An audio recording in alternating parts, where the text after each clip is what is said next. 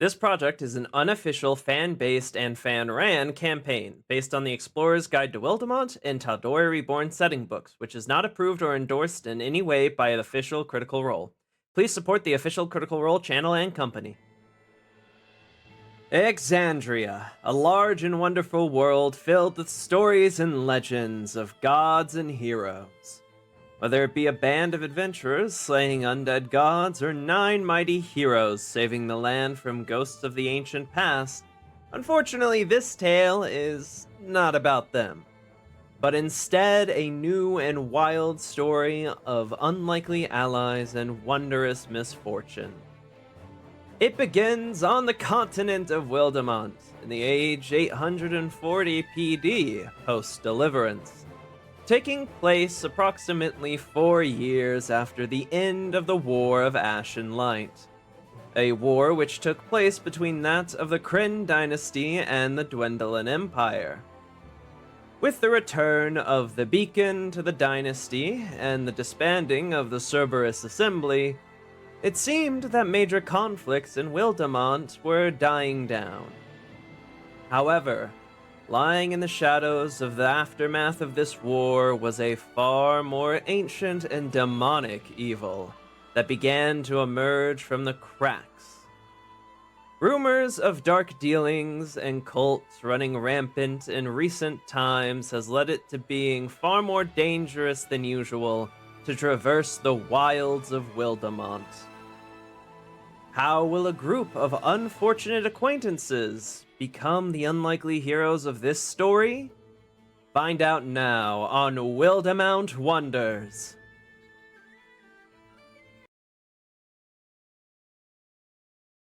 Fun. Dude, I should have saved my burp. Fuck. Well, it's too late. Yeah. Hello, everyone. Welcome back to Wildemount Wonders. I am your DM extraordinaire, as always, Akihiko Hishimoto, and joined with me, as always, are Intrepid Heroes. Say hi, Intrepid Heroes. Fuck! Hello. Boo. Oh fuck, I threw up in my mouth. Oh god. Jesus, no. That's what Why you you fucking forced get. stop that? Give No. me a sec. Literally choking. She choked it. You guys love when you gotta swallow it back down. Shut the fuck Delicious. up! It tastes so nice, you enjoy it I'm a twice. spitter, man. A spitter is crazy. It was mostly water, but the texture was just not fun. Anyways, you all want to introduce yourselves? Ugh. Started from the bottom, now I'm here. Are we still women, I'm by the way? playing Are we still Zinfandel women? Mercurial Rose. Yeah, we're still hit with the. You are hit with the gender beam. Yes. Let's go. Alright, I guess we're starting from the bottom then. So next up, Oh, you. shit. Yeah. It's me. I am Jorik. Still on my journey to spread the good words of giants. Yes.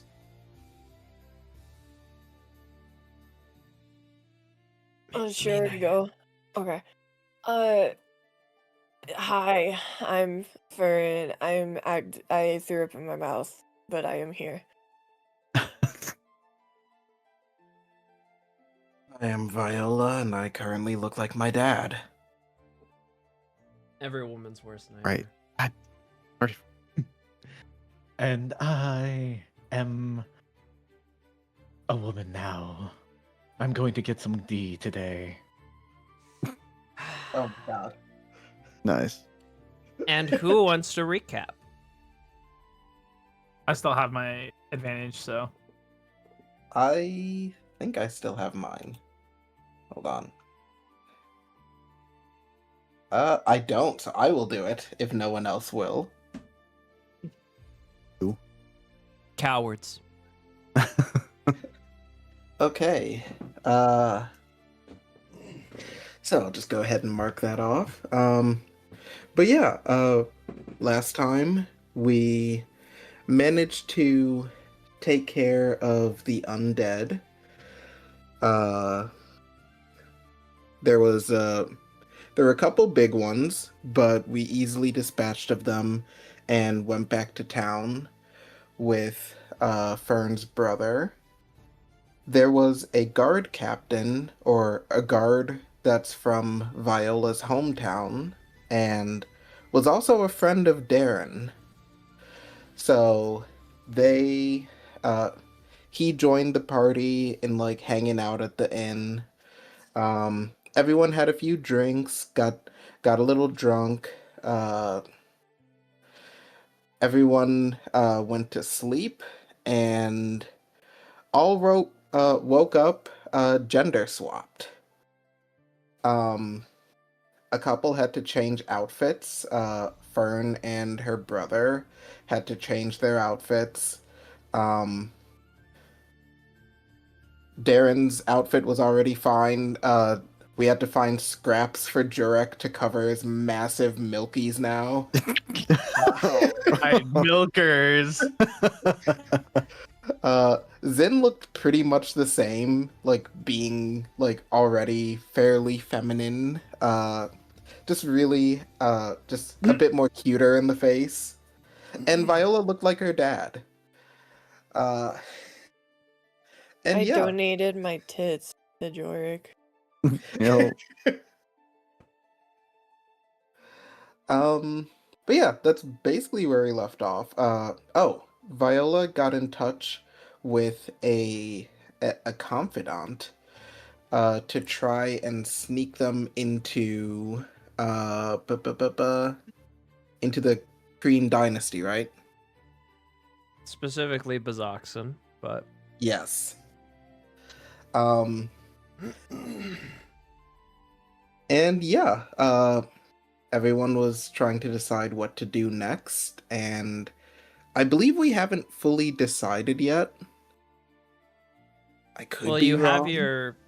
you all figured out what path you are going to take and where your final destination lies, which is Bazoxan.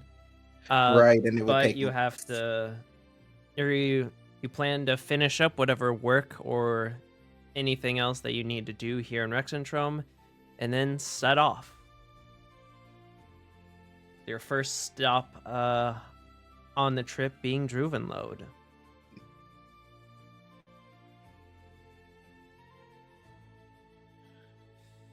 And yeah, that's where we left off.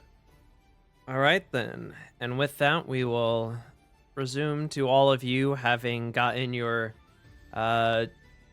clothes situated, everything done. The effect should wear off in a couple of hours, so you now have the day to yourselves to do what you need. Aaron's going to the brothel.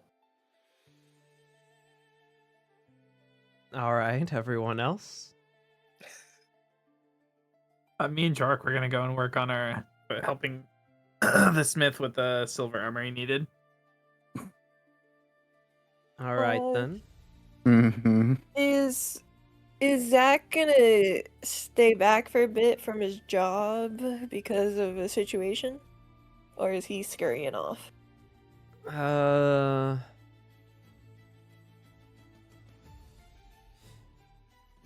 He's gonna scurry off. He'll figure. He's got an idea. Okay.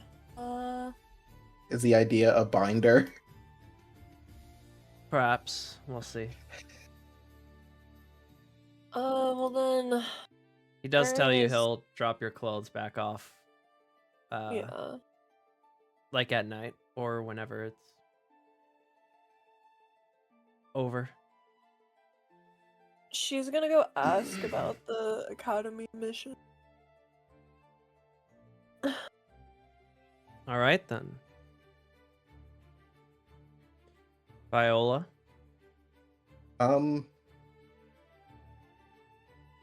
She honestly doesn't know what to do right now. Like, probably just gonna go for a walk. Just get some distance from the hotel and maybe, I don't know, just exist for a bit. Essentials Alrighty bread then. settles in.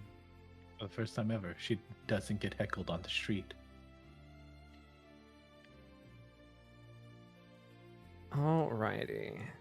Are you going to a brothel in the Tangles or in the Mosaic Ward? Let's go Tangles. I want to get a top tier.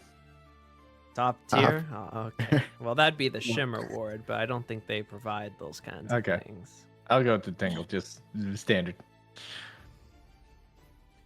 Taking a walk, and then... Alrighty, why don't you all roll d20s for me to see who we go for first.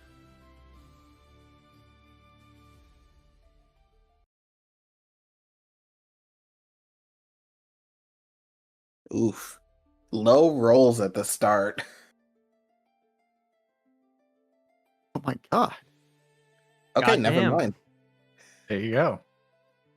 Well then, we will get to Viola last. So we'll go Zinfandel and Jorik, since they're both doing the blacksmithing thing. And then Darren, Fern, and Viola. Zinfandel and Jorik, you both make your way sort of down the streets and back to the blacksmith that you remember. Roll me perception checks. Okay.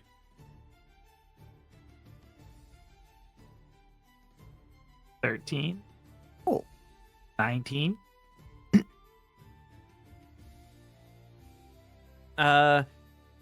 Jorik, you notice that as you're sort of walking down, you get quite a few stares as you're accompanying Zinfandel. Yeah. He doesn't mind. He's just kind of like vibing, completely ignoring people unless they try to conversate with him. You are getting a lot of stares, but no one's really, making any moves. Probably due to intimidation. As you are still Yeah. the same size as usual. Mm-hmm. Just see them but try. you both will eventually arrive at the blacksmith, and you see he'll be sort of moving a box as he turns to look at the two of you, and he stops for a moment and he blinks a couple times. How may I help you, lasses? Well, you know us, but wild magic has changed our appearances for now. We're here to keep working the armor. All right, well, I can kind of see it now. Yes, all right then. Well, just let me get the armor and some tools out, and then we can get started. And you see he'll start to walk back over to the crate that he was storing the stuff in, and he will get it all set out and set up. You can either both roll smith tools, or you can give advantage to Zinfandel, Jorik. I'll just give him advantage. 21. Nice. All right then. With a 21, you once again, also now that you don't really have like a time limit of any sort, how long would you be spending here to help out? We'll stay Probably as long most of as the you stay day. here. Yeah. Yeah. We're trying to get this done before we leave. In that case, roll a second time. You do a good majority of the work, and then about like towards the later in the 18? day, he'll sort of bring out some food for you all, and then you'll get started again. With an 18 and a 21.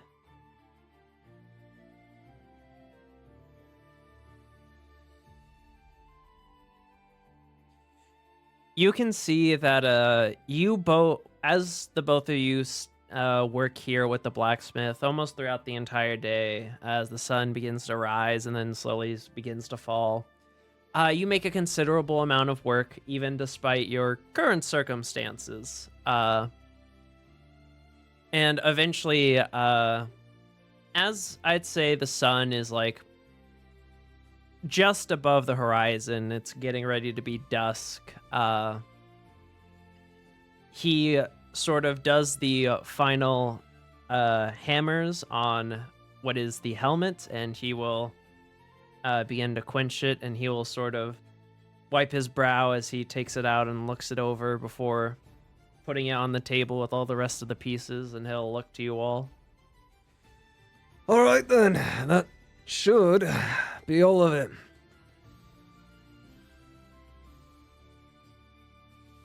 Glad we could help you. Not bad work. Aye, would have taken me a couple more days all by myself, but with the extra hands, it was rather quick work. You're also a great craftsman, so I'll be sure to clean up shining this and package it up to send it over to the Shimmer Warrant, so you all can be good and done for today.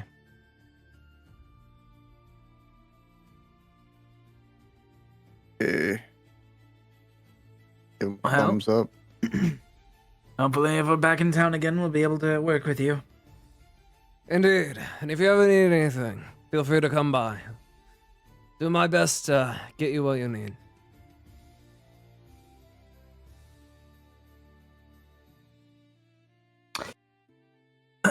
Well, we actually just purchased a wagon. You wouldn't mind helping us outfit it a little bit? A traveling shop of sorts for us. What exactly would you be needing in addition? Some brackets and hinges for an awning. Nice. We're gonna have to travel. We might as well have an awning to sleep under. The rain off. Things like that nature. To properly turn your cart into a sort of stolen tent, I see. Those all shouldn't be too relatively hard. I could probably have them to you by tomorrow. We'll come by before we leave then. All right then. I wish you well on your travels, and hopefully your situation resolves itself. Yes, it's not too bad once you get used to. Aye. Well, wish you all well. And he'll sort of begin to start the shining process. He sort of waves to you two. I'll wave back and alright, Zinfid. Where do we go next? Or are you going join the rest of the group? Well, I think we can head back unless you want to get supplies for our journey. We could do our shopping early. That's actually back at this point. Do you know of what supplies we may need? Food, water. Medical? That too. Yeah. Picking up a couple hammocks for our cart. If we have brackets mounted on the front and back, we can string hammocks between them under the awnings and sleep well that way. Just slowly nods on. Like, he understood what you're talking about. Yes, I agree. Let's do that.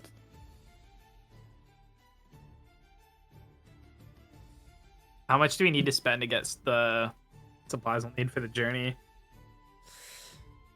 Are you going to try and buy... Let's go with rations first. Are you going to try and buy enough rations for everyone for the entire journey? At least half of it. We can do hunting and stuff too and foraging on our way, but we should have at least half of the food we're going to need. 3, 4... Mm-hmm.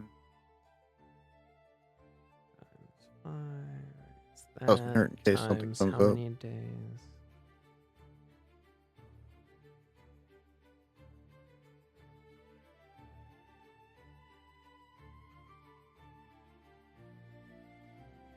If you wanted to buy food for the entire trip, which it would just be normal rations, that would be 130 gold. So food for about half the trip, so that would be about 30 days or so would be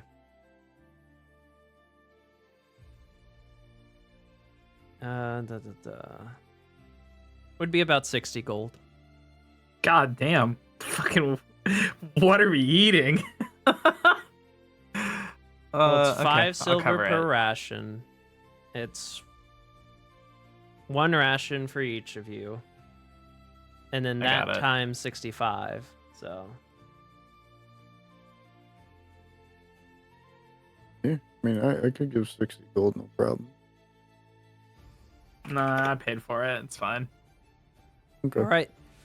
You can add so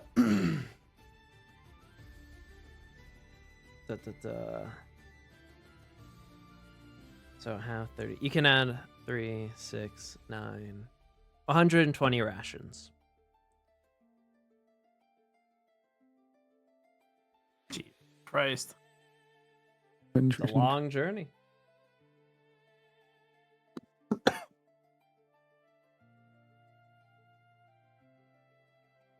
Anything what else?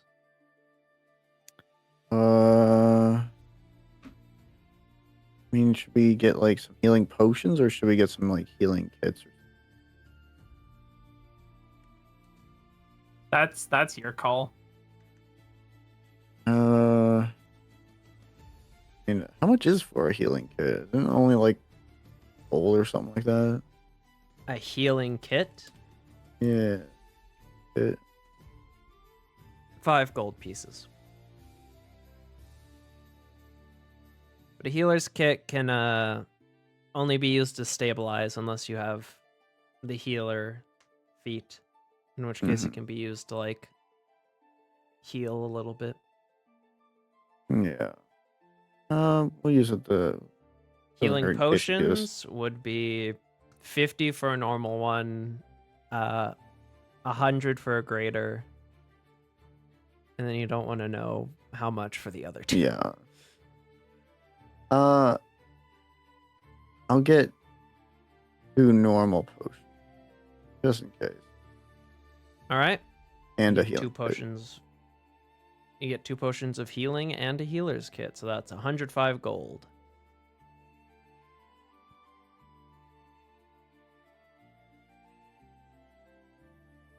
Anything else you guys are buying? Other than just like general stuff to kind of fit the cart a little more. He's gonna give us brackets for the awning. We'll need like a tarp or a leather, like a waxed leather, and I'll say for that stuff, let's just Hammock. call it like 5 gold and whatever additional things you want, you have. Cloth, hammock, etc. Little sign if you need it.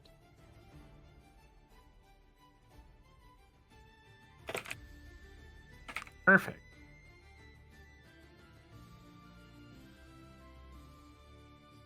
And you all would run around and pick that stuff up as you're on your way home. And as you are walking home, picking up those things, you sort of have Jorik carrying the stuff. You will sort of watch as sparkles sort of begin to erupt around you both as the sun is beginning to set before in a sort of like torrent of rainbow colors. In a puff of smoke, you both are men again. Oh, look at that. That was very fancy. Well, that feels a lot better. Hopefully the others are back to normal as well. Yes. Going to peel these off now. He's gonna take off the pasties.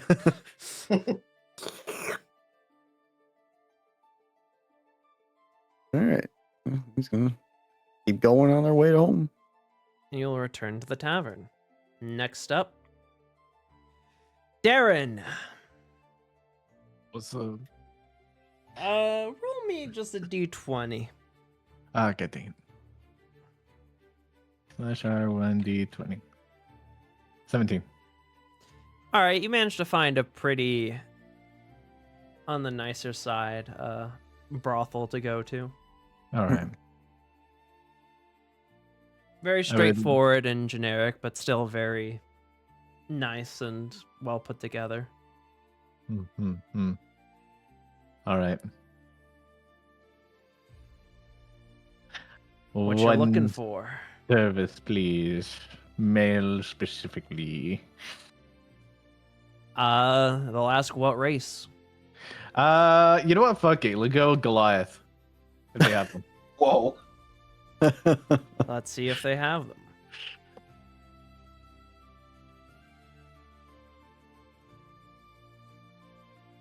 You see, they say, unfortunately, their worker is not in today. Dang it. Orc then. Or at least half Take or orc. go home, I guess. Yeah. Hell Female yeah. Terror doesn't want to freaking walk tomorrow.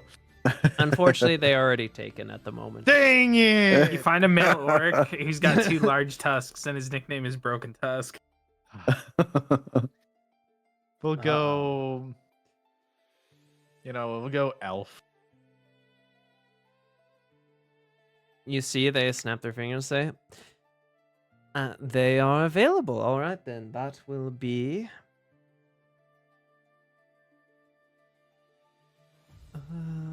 let me just do this. 8 gold an hour. 8 gold an hour. I'll only need the hour. I'll only need the hour. All right. You hand over 8 gold, and as you do, you will see this very tall, slender yet still pretty well defined elf with his hair pulled back in a ponytail. It's long and sort of platinum blonde. Nice. And he will escort you to a room, and you will have an hour Okay. of an experience of being a woman. Yeah, let's go. Roll me a Constitution save and a performance check with Okay. disadvantage, since you're not used to your body. Fuck it. Tides of chaos. Mitigate that. It's normal now.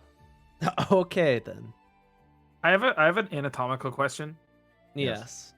Did the 2 dicks turn into 2 vaginas? Oh my god. I don't think that's how snake I anatomy don't think works. that's how snakes work. So I think it No. is just. I'm not too sure. Anyways. Nah, damn. I'll do performance though. It'll be better. It'll be better, I swear. That's my boy! There you go. Yeah! So, the best way I can describe it is that because you are so foreign, to the experience, you reach the end pretty early. No, And that's understandable. Luckily, you can finish multiple times, but every time it's pretty quick. However, even if you're not a woman, you've laid with plenty to know your way around things, and you are a man, so you know what a man enjoys. So you give this elf quite the fucking performance. Heck yeah. Your genitals might have changed, but your gag reflex is still gone. Pop Exactly. off. And then the rest of the time I just use for aftercare. That's it. And then I'm done. All right then. What would you do after that? Because that would only have been like an Okay. hour. Well, probably I would 2, like- like an hour to find the place, and then an hour to. I would like to go searching for a magical shop that might have magical tattoos. A magical tattoo shop, eh? Roll for me. Let's call it a survival check. Okay. I'll luck that. Damn it! It's 5. I guess. It's fine. You look around and you see a few, you're walking around for about an hour or so, trying to find your way around this massive city, and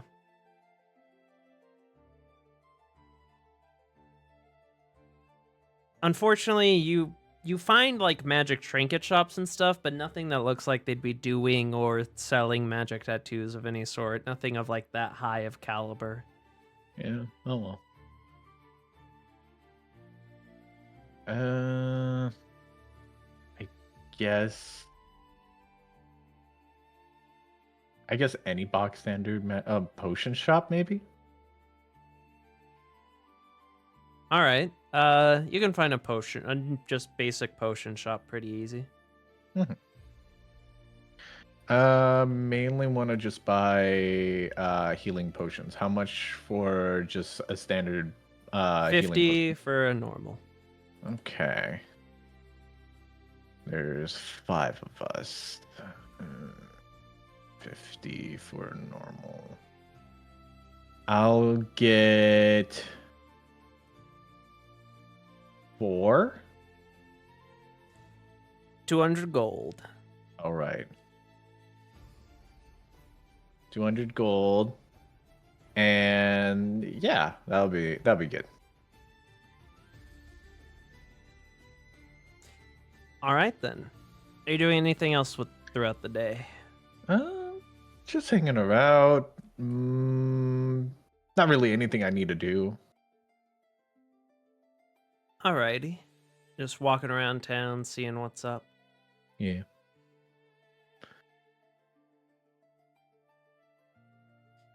I need you to roll me a... actually, no, not yet. I'll Not yet. save that.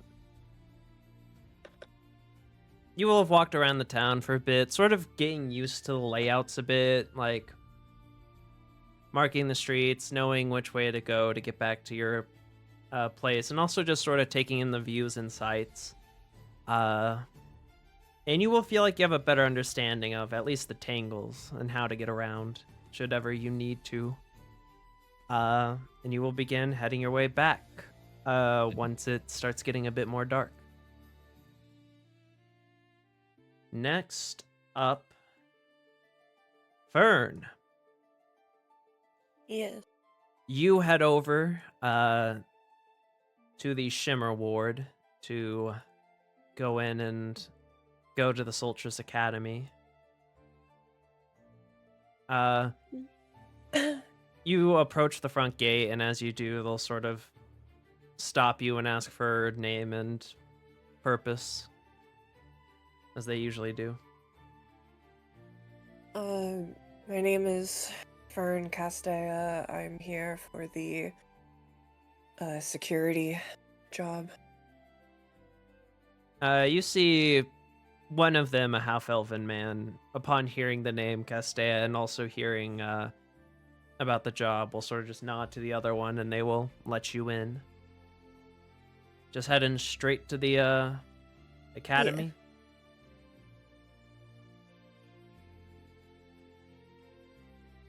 You will go ahead and walk up and over to the Solstice Academy.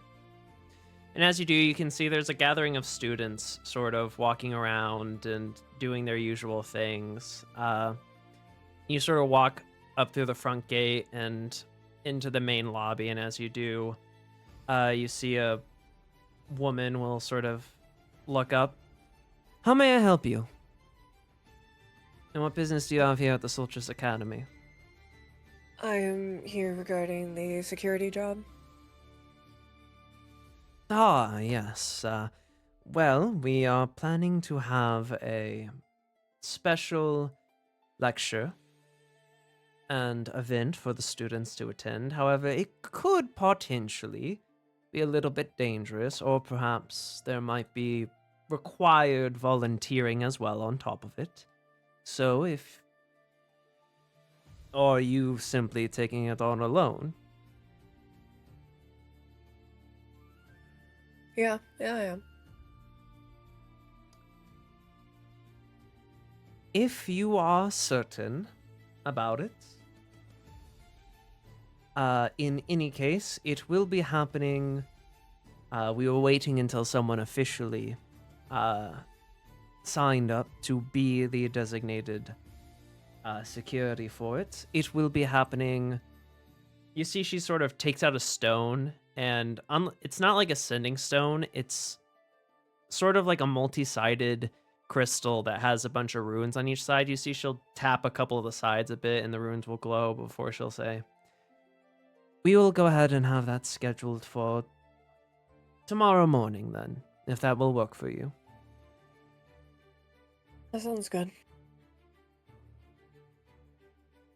All right then. You may simply return here again.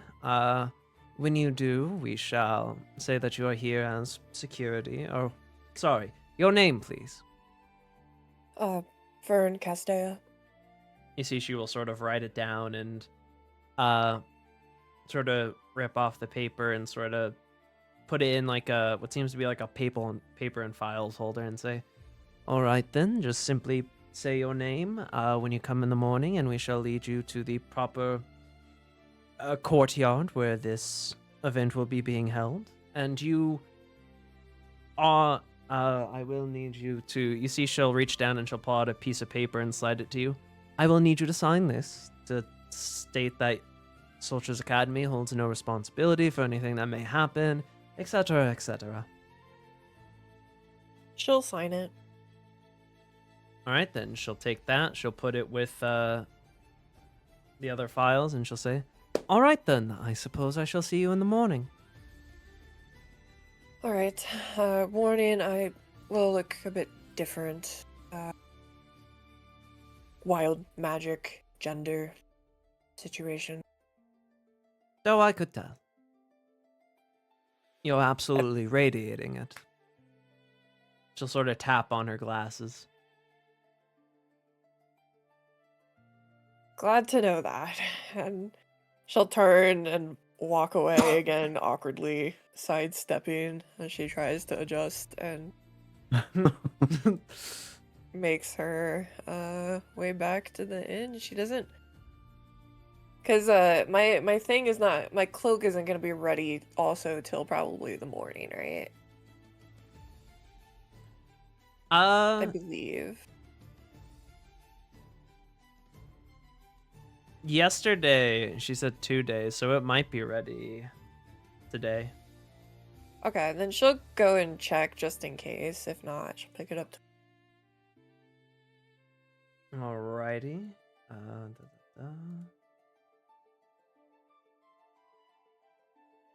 Let me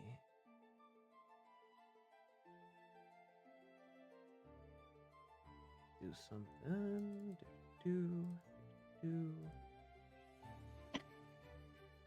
As you're on your way back and you sort of begin making you exit the Shimmer Ward and you begin making your way towards the magic her magic shop as you did,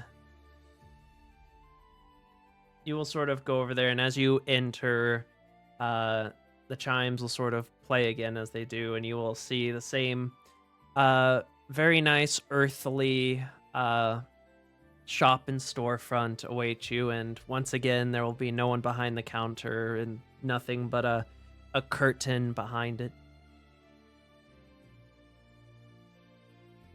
She'll wait at the counter. Roll me a perception check.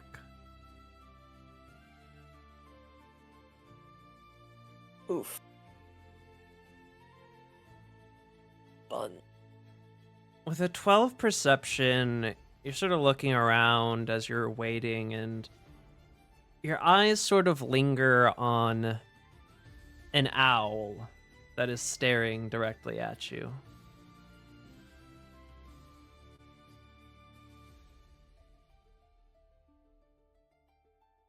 Do I remember this owl being there last? I mean, you don't know. There's tons of fucking animals and cages right, of yeah. familiar nature. She'll kind of look at it, but she'll just kind of wait a bit more. As you wait a little bit more, you will eventually, as you're looking at the owl and you're noticing it sort of looking at you, you will sort of shake your head and you'll look forward, and as you do, you will see Kiona standing right there. Ah, hello again, dear. Hello.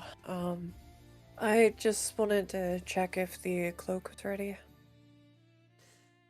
Ah, yes. Allow me a moment.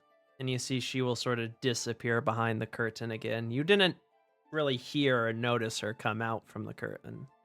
Yeah.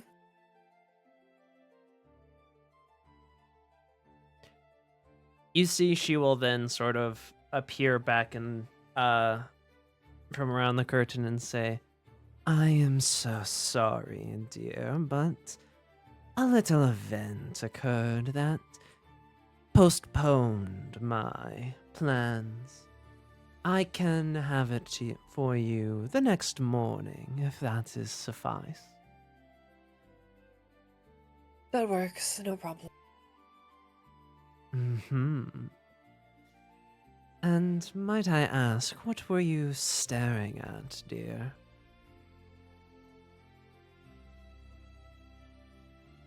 She'll just kind of gesture to the owl. As you turn to gesture to the owl, there's nothing there.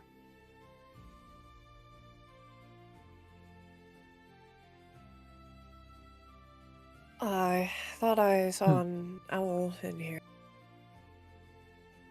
As you turn back to look at her, you will see an owl. You will be staring in the face of the owl. And then she will sort of move her arm, which the owl is resting upon, and show her face and say, Ah, yes, this one. Yes, I didn't realize you had such a familiar. Oh, well, all these wonderful creatures are, in one way, my familiars. Until they are pacted to the next who wish to wield them. I know, however, you do not seek one, for you already have one, yes? Yes, I do. What a quaint little dragon.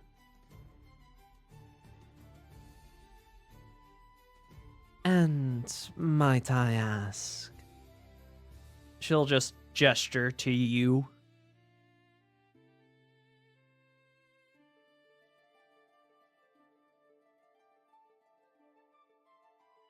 Like your whole body, given that you're a man now. Yeah. Wild magic surge incident. Ah, I see. Would you like me to help, dearie? It should expire later tonight, so it's no issue. Suit yourself. Well, I am sorry for the delays, but I will have it by morning. If you require anything else, let me know, or else I shall return to my work. Yes, I'll be back. Thank you. Of course, dearie. And she will sort of just wave to you as the owl rests on her arm. Kind of gives a, straight, smile and quickly leaves. Sheesh, what's wrong with her? Yeah. I already gave you so much money, bitch. I don't want you to do anything else for me. Yeah, she's just gonna go back to the inn and craft. So really all for being out for her. Alrighty then. Viola. And that Hi. brings us to you.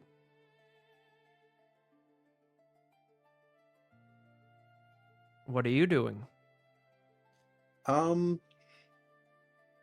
Probably walking to, if there's a park nearby or something, just trying to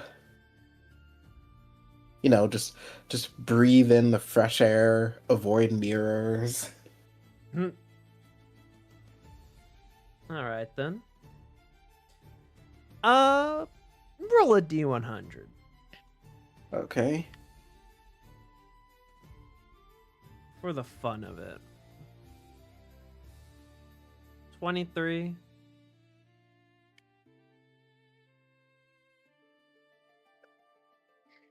Roll me a perception check. Okay. Perception. 20. Dirty 20. All right, then. As you're sort of walking around and such, you're about walking around for an hour, getting a lay of the, the streets and stuff like that. You pass a couple of stalls and you see a couple of things like happening in the courtyard until eventually you sort of pause for a moment as you come to like a pretty tight sort of street where there's a lot of stalls there, but as you're walking, you sort of look around and you stop for a moment and you can see that in one of the stalls, a person is sort of sleeping, but the sleeping person has a sort of like a magic stone that's emanating fire that's like cooking the food that he's selling, which are like kebab sticks and stuff. And you can see that he's sort of fallen asleep, but the fire is there are sort of sparks flying off the fire, and you can see that some of them are sort of falling onto the man's long hair. And they're not igniting yet, but Okay. Yeah, she's going to walk over to him and kind of like try and make it look like casual, just like tap him on the shoulder. as you tap him on the shoulder, he'll just be like, what? Yes. What can I get for you? Well, I wasn't really looking for anything, but your hair might be a little singed. What? You see, he'll sort of just pat out the ends of his hair, and he'll say, "Oh, thank you. Here on the house." He'll sort of take one of the kebabs and hand it to you. Oh, well, thank you. Of course. Thank you for saving the moneymaker. You see, it's draws in lots of customers. She like takes a bite of the kebab and it's just like, wait, so You know what? Let me roll something. okay, It's a pretty damn good kebab. okay. Very juicy, well cooked. Has like a slight seasoning to it. She just goes, well, a kebab this good and your hair's the moneymaker? Well, I mean, you have to have a good face and good looks and charisma in order to bring them in, and then you keep them in with the good food.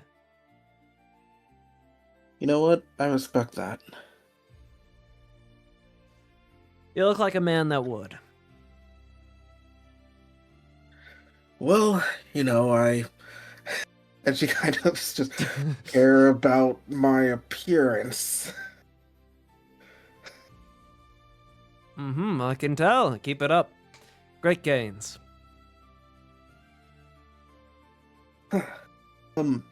What's your name, by the way? I'm probably going to be in the town for a bit longer.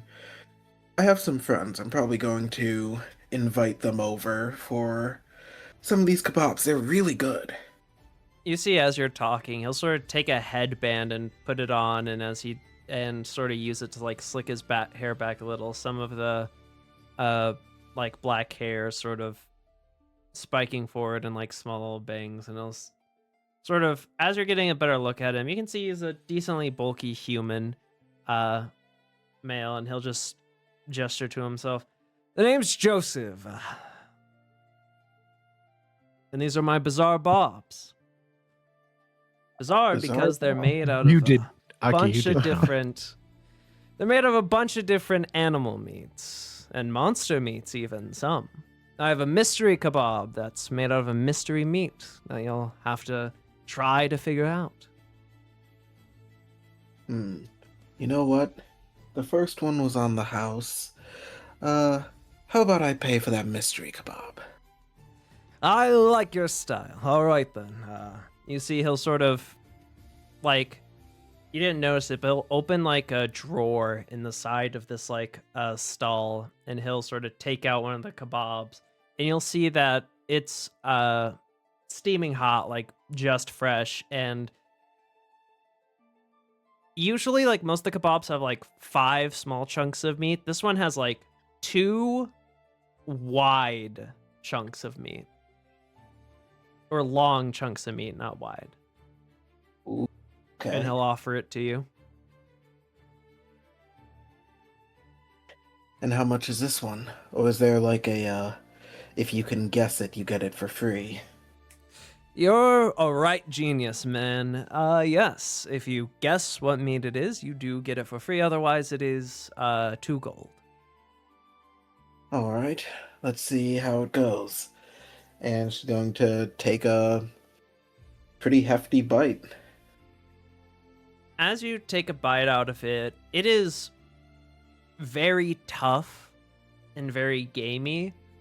But also very juicy when you manage to successfully bite through it. And it is seasoned a little bit spicily, sort of burns the tongue and throat a little bit, but not enough to be like too much or overwhelming. But if you want to try and identify it, I'd say roll a nature check. Okay. Ooh.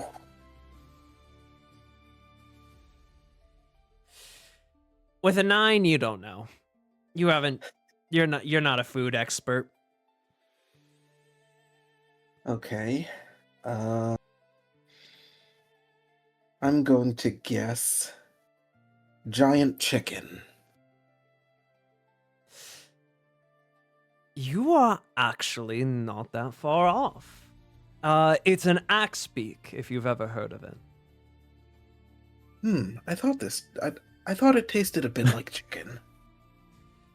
Axe But, beaks you are know, tall, flightless birds that are often rode and used as steeds for some. Well, you learn something new every day, and you lose 2 gold every day. And he's going to put down 2 gold on the counter. You see they'll take it and sort of just nod and say, well, you're not losing it per se. You're getting a nice meal out of it. So there is that. Very true. But yes, Well, do feel no. free to bring your friends by. Yeah, I definitely will. I really needed this. It's been a day. You have no idea. Oh, I'm sure it has. I'll see you around, man. He'll sort of like pat you on the shoulder. And as Viola walks away, she's gonna kind of just be like, it'll be really awkward if my dad ever came here. Oh well. And All right, then. yeah, she's probably going to head back to the inn, having enjoyed a good meal and some outside time.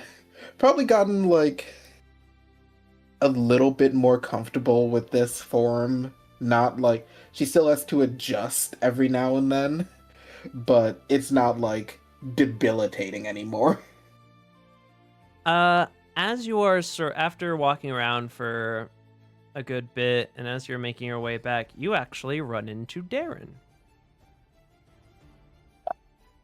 Well, if it isn't the ever handsome Viola. Please don't call me that when I look like this. Oh, why? Didn't you say that you looked a lot like your father, right? Darren, I swear to God, you are not going to get with my father. I mean, he is a courtesan, if I'm correct, right? No, Or no? Performer, then. he is a happily married man. Well, that didn't stop all men.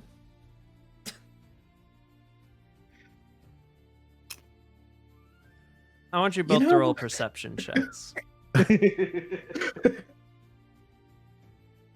Oof. Violet, you're too busy about to rip one into Darren. Darren, you can hear a like beyond Viola, sort of where she was coming from. You hear a man yell, "Oh my god!" God damn. I fucking knew this was a joke! I You piece of fucking shit. knew it. Oh my god. What happened? What's happening with the old man? Do you look over? Like, do you look? Yeah, of course I Past look over. Viola It's a to- big noise. As you do, if people would like to look at reference pictures, You mean? No, you get a reference picture too. Oh god. no, I don't think it's for what you're expecting. Okay. You will see the man sort of has his hands on his head, and as he's yelling at the kebab stall, and you'll see that the fire crystal, that the entire stand has sort of fallen over, and the fire crystal has caught fire to the stand. But more than that, you'll see sort of right next to the stand, laying on the ground, you all will see this woman. No. Viola, we need to leave. We need to leave right now. No, you're not going to No, over here and we- assume that you're going to bed my We- father. We And need, then- we need to leave right now. We are in mortal danger. I cannot stress this enough. My bobs! Oh, we're in mortal danger. What is it? And she's going to turn towards where Darren was looking. You will see the man sort of taking a large blanket and trying to pat out the fire as the woman sort of struggles to her feet, and it's like, "Oh my goodness, I'm so sorry. I totally didn't mean for that to happen. Oh, this always happens." As he is trying to prevent the fire now, and sort of the other stalls around them are just sort of just looking with like their hands on their mouths.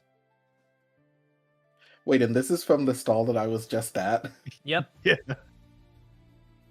Okay, yeah. that was the man who yelled. Let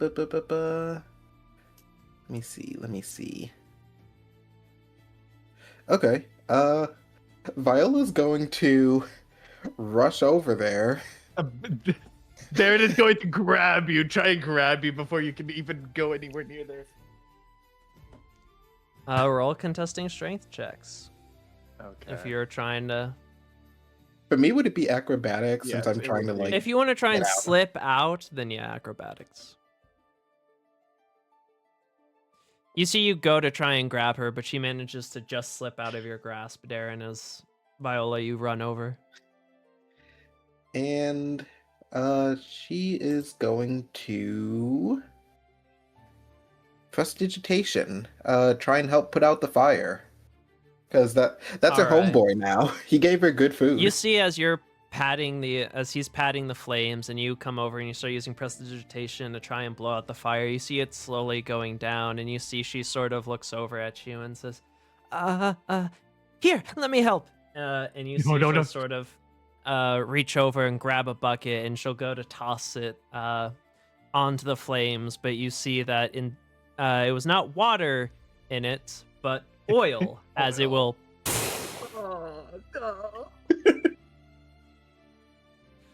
Oh my god! Oh no. As the entire stand then engulfs in flames, and she's like, "Oh my goodness, I'm so sorry. I was just trying to help, and this What? always Where did you get a happens." bucket of oil? Darren is just going. Darren is just going to walk over and just yell out, "Avali!" You see, she'll pause for a moment. She'll look over and she'll like pause for a moment if she's calculating something. And then she'll be like, "Oh, Darren, is that you? I like what you've done with your Nope. hair." Don't get anywhere near closer from where you are. Come on. You see, she raises No. her arms out and goes in for a hug. No. Right now, What do Don't you do do? anything. She's going in for that hug. I'm going to use my new fucking spell, Maximilian's Earthen Grabs, to grab her. You see, you grab her, and she's like, "Come on, No. it's just a fire." You burned down this man's stall. It's cut to Viola still trying to prestidigitation. Just I mean, it was an accident. I fell. You are a walking omen. No.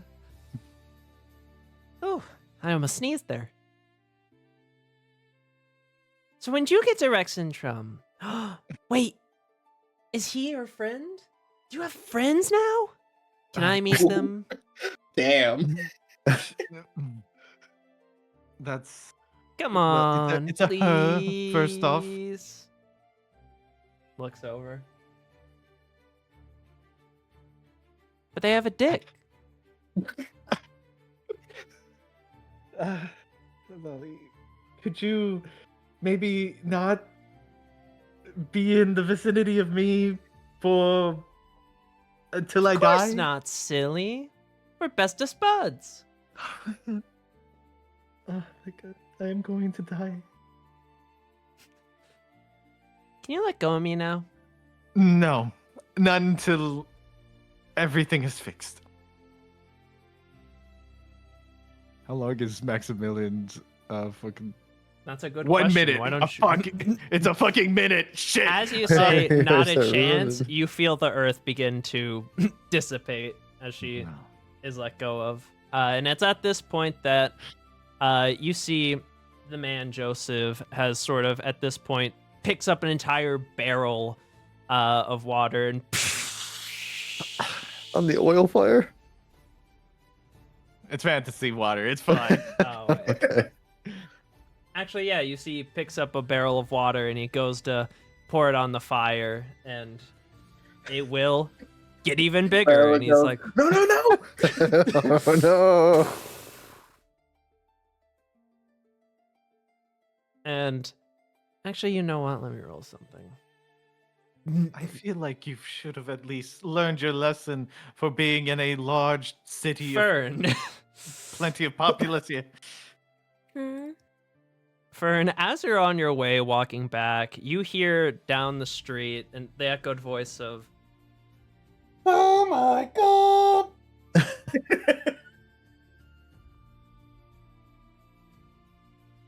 Colonel, go see what's going on.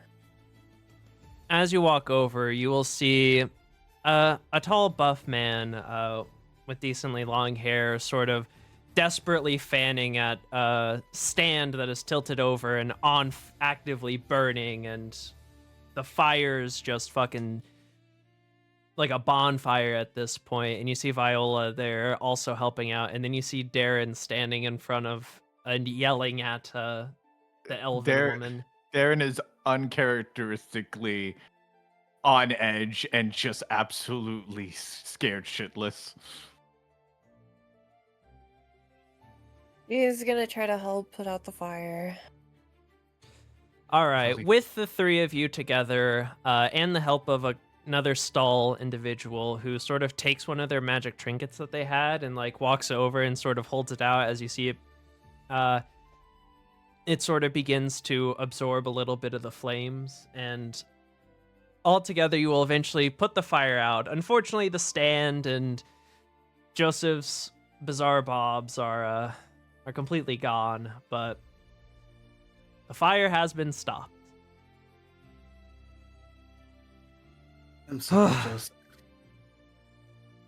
my Bobs. Oh my god. It's fine. I'll figure something out. I'll just hunt more beasts. Go on more bizarre adventures. There you go. Oh.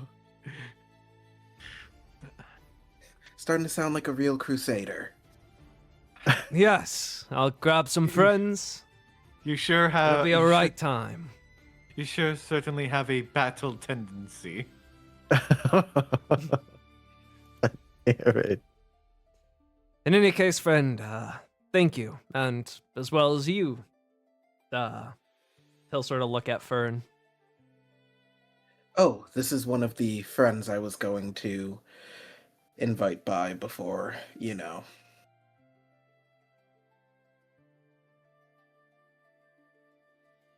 Yes, sorry about your stand. Oh, it's fine. I'm pretty used to handling stands, so, you know. I just realized Oh, Okay, it just okay. keeps going. Oh no. That was a 10 out of 10.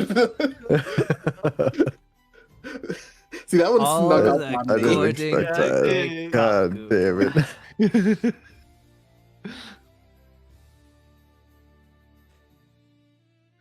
In any case, I'm sorry that you couldn't bring your those bobs to your friends, but actually, give me a moment. You see, he'll sort of ruffle through his jacket, and he'll pull out what is like a card, but like a business card, but on some pretty shoddy parchment and like obviously hand drawn. And he'll just give it to you, and it'll say Joseph's Bizarre Bobs and More. What's his last name? Who knows? It's not written on there. This We'll is never stolen know. valor, man. He's never even watched JoJo.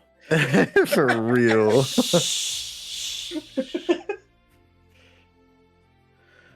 Well, Doing my See you man around. dirty.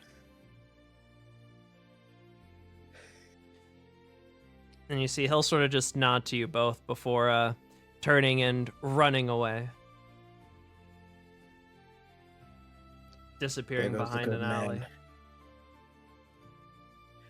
You Made a see he damn goes to good jump a Bob. fence, and then, no, I'm not gonna. Get in the car! We're getting out of this town! No! This isn't the car! Oh no! Hermit! Purple! Anyways. You see as that whole situation is going on, and you all were talking, and Darren, you were a little distracted, sort of, with that situation. You will feel arms wrap around you as you are brought into a hug. No. Oh, Darren is dude. just doing. Darren's doing the Higuruma with like the hands. It's just like. It's over. It's over. Well, would you look at that, Fern? Darren is... I don't even know how to describe it. He's being hugged by a fairly attractive woman, and he doesn't seem to want it. I'm gonna be completely honest. This is not my concern. And Fern is just gonna turn and just leave and head back to the inn. You see she'll stop hugging Darren and turn and say, wait, but I want to meet you guys. You're Darren's friend, right? She keeps going. Friend is stretching it. Just keep If going. Darren is not Just fucking go. with this Just chick, go. she is not go. going to. She's just You gonna see keep she going. is going to begin following Fern. No, no. Is she? Yeah. Okay. Yeah. If she keeps following, Fern. Yeah, Fern is going to.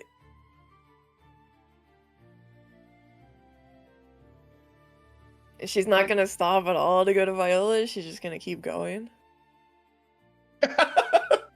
Let me roll something. Let's see. Yeah, she just keeps going. That's a D20 -2. Jesus. Intelligence. As check. she's Jesus. walking without looking back, she'll say, I want nothing to do with your presence, and I would highly recommend you leave and go back to the others. Come on, we can be Fun. friends. Why are you being so mean? And the more you push her away, the more she's going to return. So gonna keep she's just like walking. you. You're not wrong. She is going to sort of run up and try to grab your hand. She will turn and immediately pull her dagger on her. Get back. Fern, I don't think that's a good idea. You see, do you just point it at her, or like, do you swing? She'll just point it at first. You see as she goes to reach for your hand, you immediately turn and point it. It causes her to sort of stumble, and she trips and she falls. And as she does, you see she'll sort of land on, sort of slide against the wall and fall into the ground. And as she does, you see she'll land on sort of like a plank that tosses something up, as a cup of water will fall on your head and sort of begin to pour down your hair and face. She doesn't care. Is she gonna fuck off? You see she'll just sort of get up and pat herself off and say, I just want to be friends.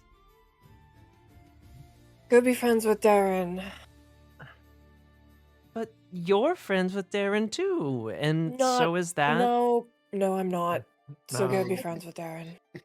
Really not. I don't know that man. All right. She'll sort of just dejectedly walk back over towards Darren and Viola, who I assume were sort of just following behind. Viola at a bit more of a distance.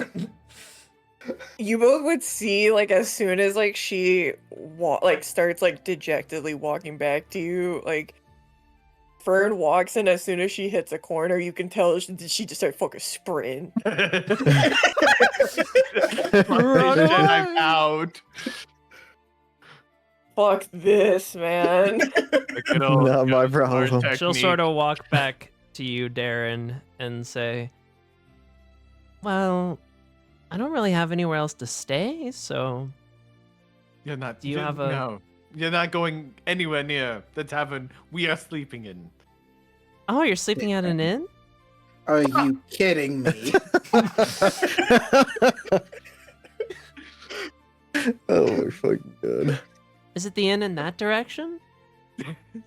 It doesn't do. I look over to the direction. Is that the direction our inn is in? She's pointing to the direction that Fern was going, so There just like crumbles to his knees, goes into the fetal position, and just like.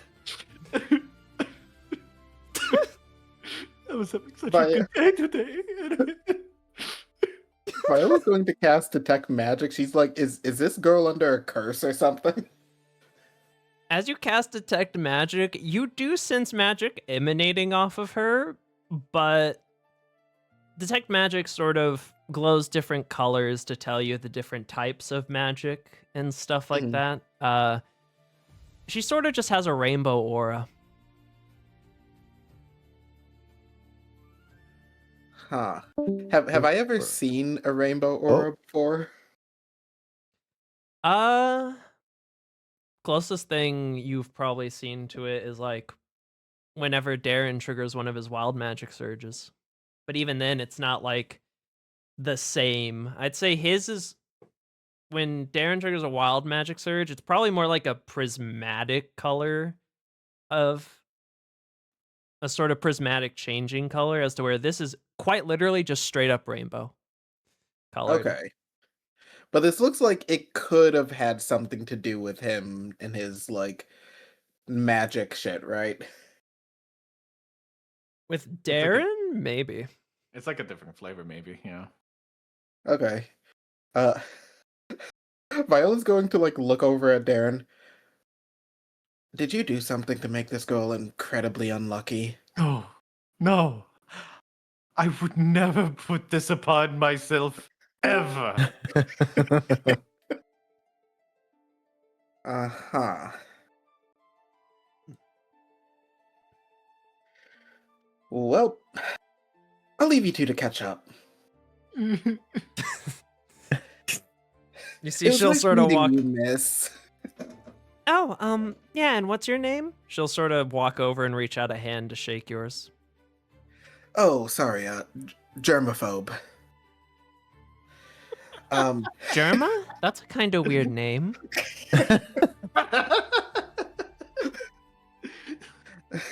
No. I don't shake hands. It's a weird thing. But I will leave you. It seems like you and Darren here have some catching up to do. Okay. But hey, it was lovely to meet you. Alrighty, bye-bye. She'll sort of just wave. She's going to wave, start to walk away, and very same Right thing, he turns the corner. right while shit, what was her name again? Avali sort of like is talking to Viola. I'm going to do a subtle spell and vortex warp myself into an alleyway and just run. You do so. And you see she'll sort of turn away from Viola and look around and say, huh? Darren? Darren! And she'll turn back and Viola's also gone, so she'll just look around and say, huh. And she'll just start walking the streets. All right, then. And the three of you all arrive back at the tavern pretty much around similar times, Fern getting there first before the other two of you join in. So are we still gender swapped? Yes. And Shiro and Zevalia and Jorik are still out doing things. I'd say this was probably like the sun is beginning to set, but it hasn't properly set yet. And that's when Jorik and Zinfandel will return.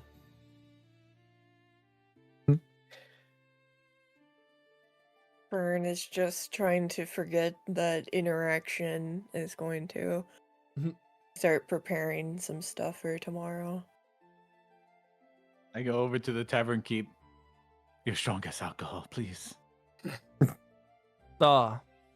And he will sort of just, you see, he'll just like pick up this big, thick,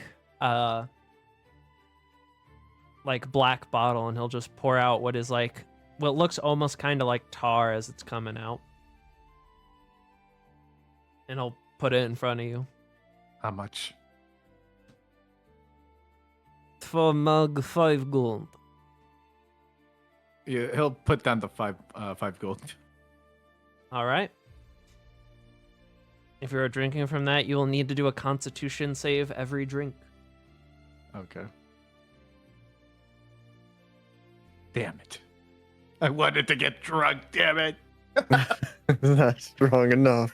You take one sip out of it, and it is like swallowing molasses, but with like the fucking punch of whiskey. It's pretty intense, but given your nature and such, the first sip gets you like, you can feel yourself heating up, but not like tipsy or drunk or anything like that. But that's just one sip of it.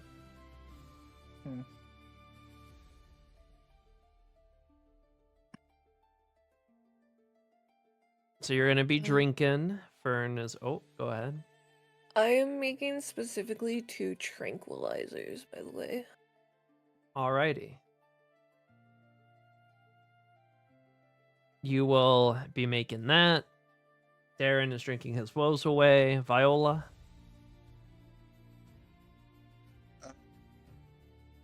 Viola's trying to see if Like, she probably went to her room uh, to kind of see if she's still able to, like, dance the way she wants and try to, like, convince the the owner that, no, maybe I can still perform. Maybe it'll be like I a mean, you ladies' night thing. can. You haven't lost your skills or anything. It's just, your audience might be a little bit different than it is usually.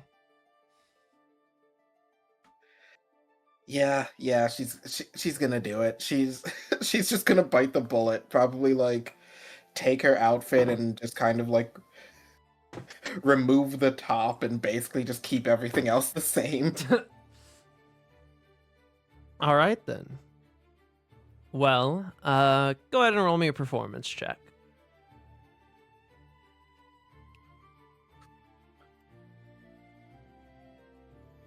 All right, a 15. You get about 6 gold as you're performing. Okay. So as Darren is drinking, Viola's performing, and Fern, you're working on your poisons and such. Eventually, it will begin to get later into the day. The sun will be beginning to set, and eventually, all of you will see sparkles begin to form around you. Before, in a torrent of, in a poof of smoke, similarly to as described with Zinfandel and Jorik, you all return to your original genders. Fern quickly tightens and clasps Henry's jacket further around her chest as she fucking quickly scurries to go change, because Zach's shirt, I imagine, isn't very big. So. And Viola it is sort of stretchy, but Yeah, she's gonna go change. Viola's immediately going to cover and also run upstairs.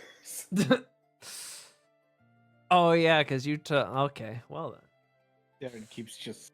You see, drinking. as that happens, a couple of people who are watching like applaud and clap as if they thought it was part of the show.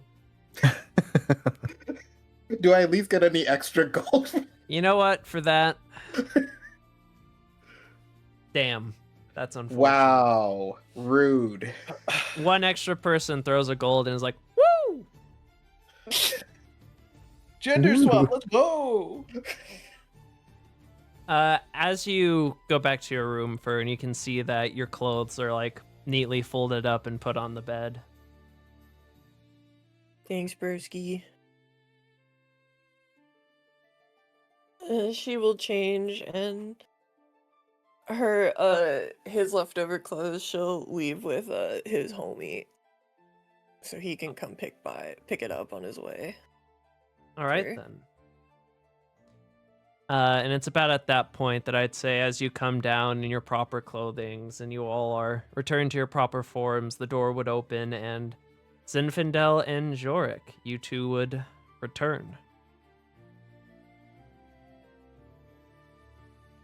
Oh, what a crazy day, eh? Got a lot done. Wasn't How too about you bad. all? How was yours days? You see Darren, a broken man, at the bar, as he's just Roll another continuing to- Constitution save. Yeah. Oh, we're drinking. Perfect. At this point, you are fucking plastered, even with your resistances. A couple swigs of whatever this fucking drink is just got you fucking drunk as hell. I just met death and survived.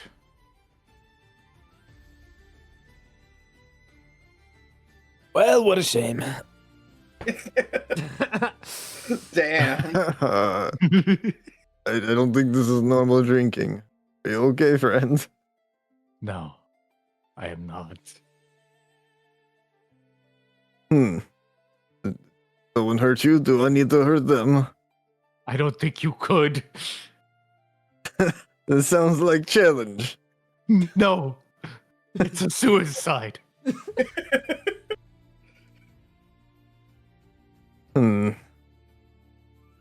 Well, friend. If it comes down to helping, I will help you. So just point and I will take care of the rest. I wouldn't even put my enemy through such horrors. And there, just keep sipping. Just gonna give you and then look over to Zinfandel, just a concerned look, like, what? Yeah, not my horse, not my wagon. Speaking of wagons, I'm going to go and melt down those bandit tools we got and start forging them into something a little more useful for us. So Do you come need get me help? when dinner's ready. If absolutely, if you wish, Jork. Sure, Could always why use not? such strong muscles on the bellows. Mm-hmm. He's just gonna give him another concerned look as he follows you out the door. All right then. What all weapons are you? We have 8 pounds, or no, sorry, 20 pounds of maces and scimitars. So I want to melt it down to just. I will say steel that or the iron. weapons the bandits were using weren't in the greatest condition. But that's You're fine. gonna Making billets out of lose- them. Yeah, you're gonna lose a little bit, but not like. But you're still gonna have a good sizable chunk of decent material to use. If I can get 15 depending on pounds your of metal, roll. I'm good. So go ahead and roll Smith's tools. 18. With an 18, you manage to not lose too much from the 20 pounds of weapons. You obviously have to get rid of like the handles and other things. Some of the parts of the metal are like rusted or just no good, and so you sort of chip them off or sort that out. And by the end, you're probably at about like 17 pounds. Sort of trimmed off 3 pounds of rust, crack, and fat, basically. Perfect.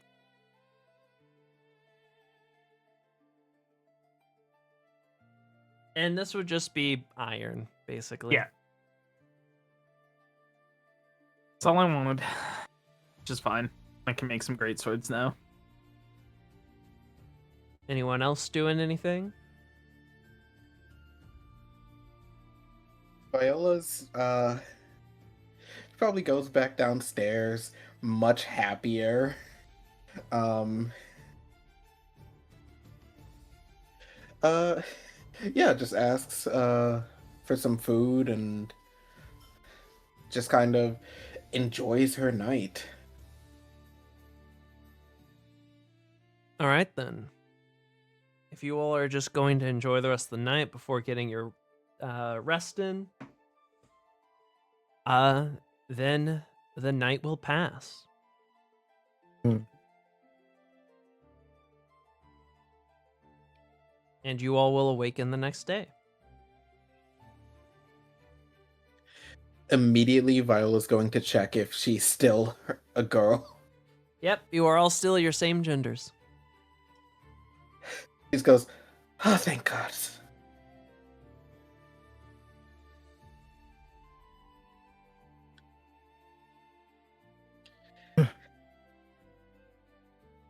And yeah, she's gonna go back downstairs and, well, do they have like a bathhouse or something? Oh yeah, you could find a like bathhouse, hot springs type of area. Okay, yeah, she's definitely gonna take a nice long bath. Just happy to be back in her own skin. You'd have to find somewhere. There's not one at the inn, but Oh, okay. In that case, yeah, she goes downstairs and she says to the owner, "Hey, if they come looking for me, I'm going to take a soak." he just gives you a thumbs up. And yeah, out she goes. Everyone else? once I'm done refining with Jorik, I'll just sit down for like dinner and a couple drinks. Well, I mean for the next day. Breakfast. Breakfast, alrighty. The bartender continues to give you guys breakfast for free because you are Zach's friends and such. So you've already paid for your stay. You'll get a nice, just basic breakfast, some nice meat and bread. Fern will come down and kind of check herself over, making sure she's ready to head out. What is planned for the day? Are we going on adventure or are we still preparing? I have one last job I'm going to do, and after that, I'm fine to head out as soon as tonight. Oh, I will prepare room in case situation.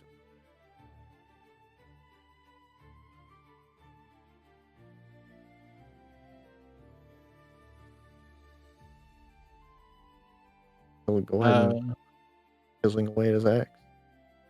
Darren is going to go over to both Zinfandel and Jor and say, "Here, take these two," and he's gonna hand them both the two potions of healings. Well, I have two I bought. The more the merrier. You are our frontliners. Oh, Well, thank you. it's quite nice. Thank you. If anything, I will be in the room trying to stay away from anything. And Darren returns back to his room. I'm not taking any fucking chances. Nope. Nope. She's in the same city as me. Be okay. I don't think that's normal of him, right? I don't know. They did say they were going to the brothel yesterday, so maybe their experience getting dicked down was life-changing. Could be seasonal, or I don't know. Yes, you are a smart man. That makes sense. Who's to say? What do you want to do today, Jorik, since we have the full day?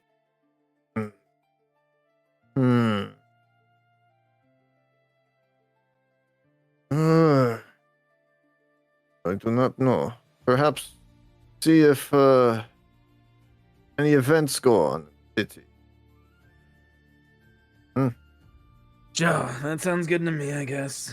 Let's go look for something to do. Yes. Maybe we can find some gambling and wrestling pits or something and make a little bit of coin. Throwing some bodies Sick. around. That sounds like a very smart plan. Let's do that.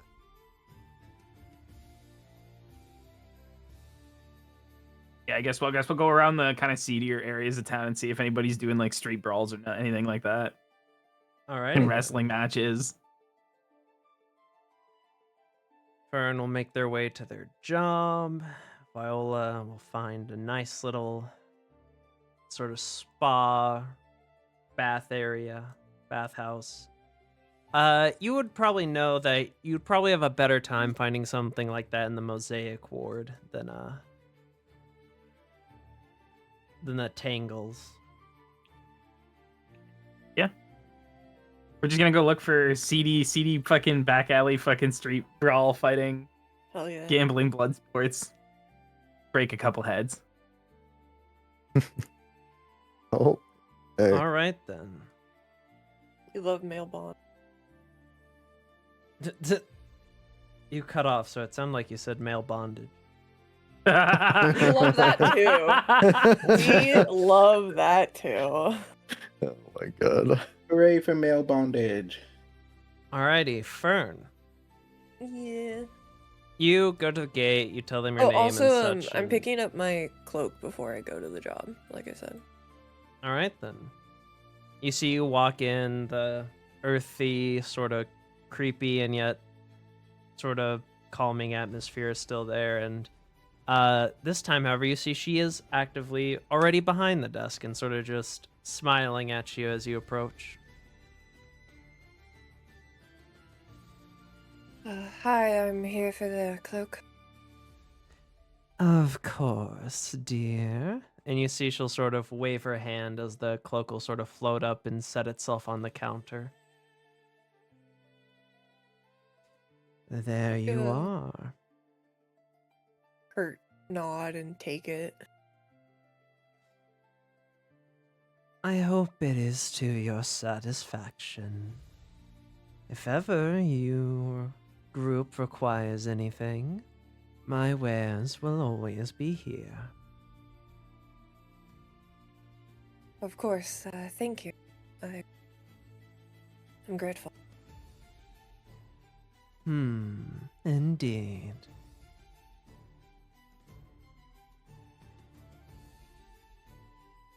And, she'll head out. She sort of just stares at you and smiles and waves as you exit, as always. Nice lady, fucked vibes. All I will be back if I need more. But I'm a broken boy right now. right, then. You then make your way over to the Shimmer Ward, and you make your way in over to the college, where you see the same woman is sort of working the front desk again as you walk in, and she'll sort of look up. Yes, and what can I do for you? Fern Castea here for the security job. Ah, yes, I see. Please, take a right, go down that hallway, and eventually you'll find a large courtyard with many students being seated and individual presenting. You are simply just to act as security and help the presenter with anything if ever he asks. Understood. And, she will head over there. All right, then. As you head over,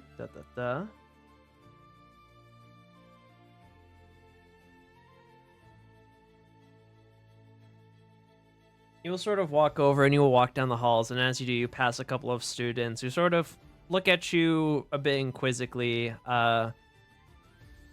being a new face in the academy that they haven't seen before, and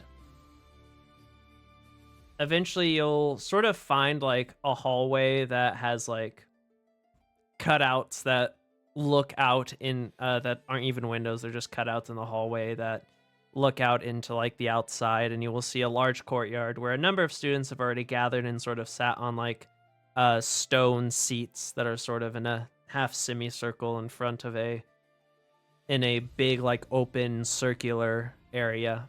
And you will see, if you refer to reference pictures, you will see this man standing Fancy. in the middle of the circle.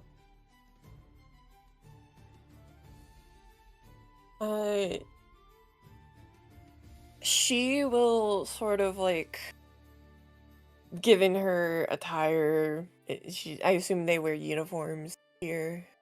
Yeah, they all pretty much are wearing the same sort of high-collared uniforms. Okay, given her outfit and the fact that she noticeably has weapons on her, when she sees him, she'll kind of give him like a nod of like, I'm here. You see he'll sort of turn and he'll see you, and he'll sort of gesture with his hand for you to come over. She will do so. I believe you are to be my aide for this lecture. Yes, security you needed? Security and perhaps a helping hand or two for some demonstrations, depending on how well things go. Understood. And your name? Fern Castea. Castea. Like that of Tychon Castea. Yes, that is my father. I see then. And curious question, why are you not with these students? A young mind like you should be rather well talented given your father's accolades.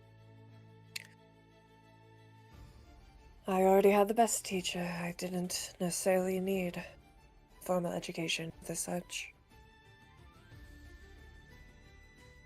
And what is it you do now, if I may ask?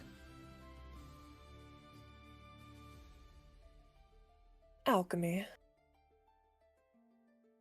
As your job? Who has hired you as an alchemist? Not professionally at the moment. Ah, I see. Well, unfortunate. If ever you are looking for a proper opportunity, the Dwindling Empire is always looking for talented individuals. Oh, I am quite aware of the office from you all. So, Mhm. I will be around the perimeter.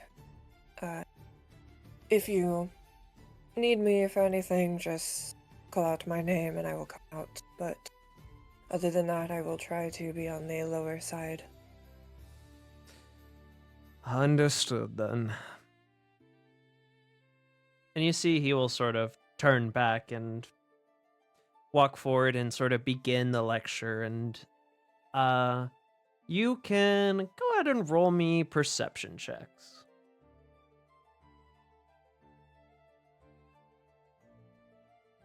She also will have her hood up on her cloak as well.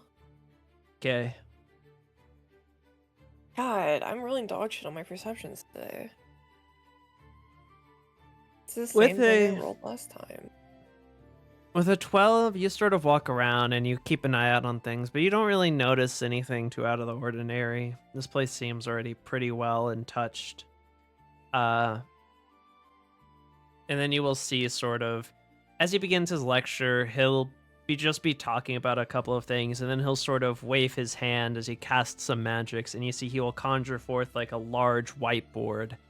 And you will see he will write on it conjuration. And it seems that this mage seems to be a conjuration mage, a summoning mage, and that is what the theme of this lecture basically is. As he goes on about it, I would like for you to roll, let's call it a D100.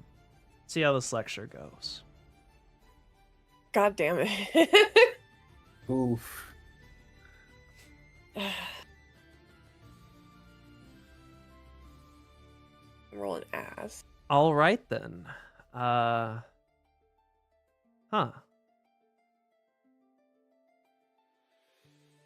You see the lecture will sort of continue on as he talks about things. He draws a couple magic circles and he casts a couple conjuration spells. First, like minor elemental as he conjure forths like a steam method and other things like that, until eventually you see that he will sort of call up some of the students to try out their own summoning magics things, and most of them are summoning familiars and such.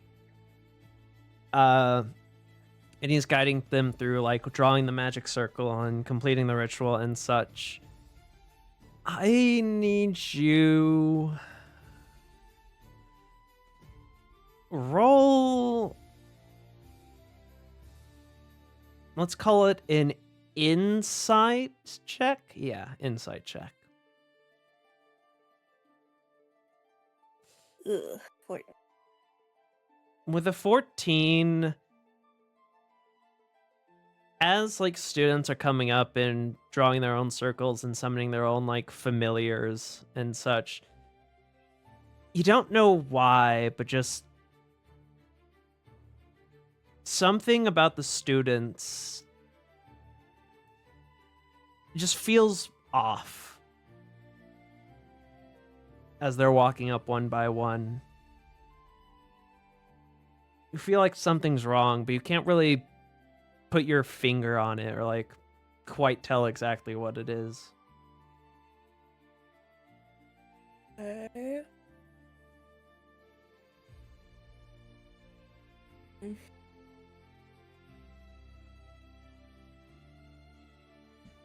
Roll me another perception check. Please. Thank God. There we go. Finally. With a 22, you see that most of the students here are humans, and there's the occasional individual of a different race and such. And you see one individual sort of walk up and begin to draw the magic circle, but they have dark skin like that of a drow and long white hair, and they're relatively tall as well. As they walk up and they begin drawing the circle, and you sort of feel those goosebumps and sort of your hair stand up as they begin to draw this magic circle. Oh boy, alright. What are you doing? If anything. She will sort of kind of getting those sort of flashback upon seeing this similar looking individual. Well, sort of just kind of instinctively grip her jacket tighter. As she will continue to try to push through and push through the memories and keep focusing on the job. As you sort of hold on to your jacket and you close your eyes and you try to refocus yourself, in the small moment that you are sort of taking to steady yourself again, you hear the roar of flames and sort of a couple like gasp and yelps as you sort of open your eyes, and you can see that the individual that was drawing a magic circle, that fire is emitting from the ground where they drew the magic circle, and you see that emerging from it, instead of a turtle, a rabbit, a pseudo dragon as normal, you can see a sort of tinged red hand begin to push its way out of the circle.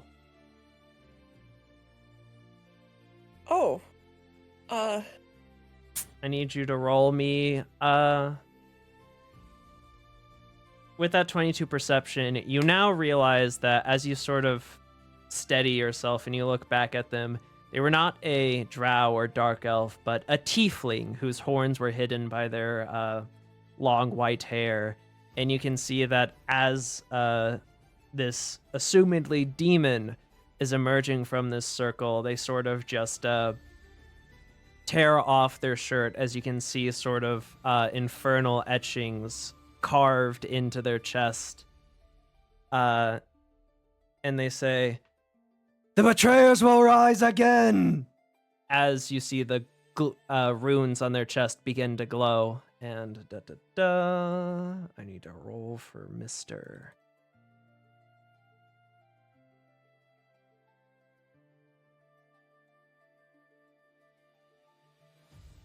And you see, as the runes on their chest begin to glow, flame will sort of begin to envelop them, as you see the professor quickly, or not professor, but the mage quickly raise up his hands as magic sort of swirls around his, and he sort of does a sort of swiping motion with his hand, as you can see the magic fire that was roaring up and about to explode on this individual is dispelled. What do you do?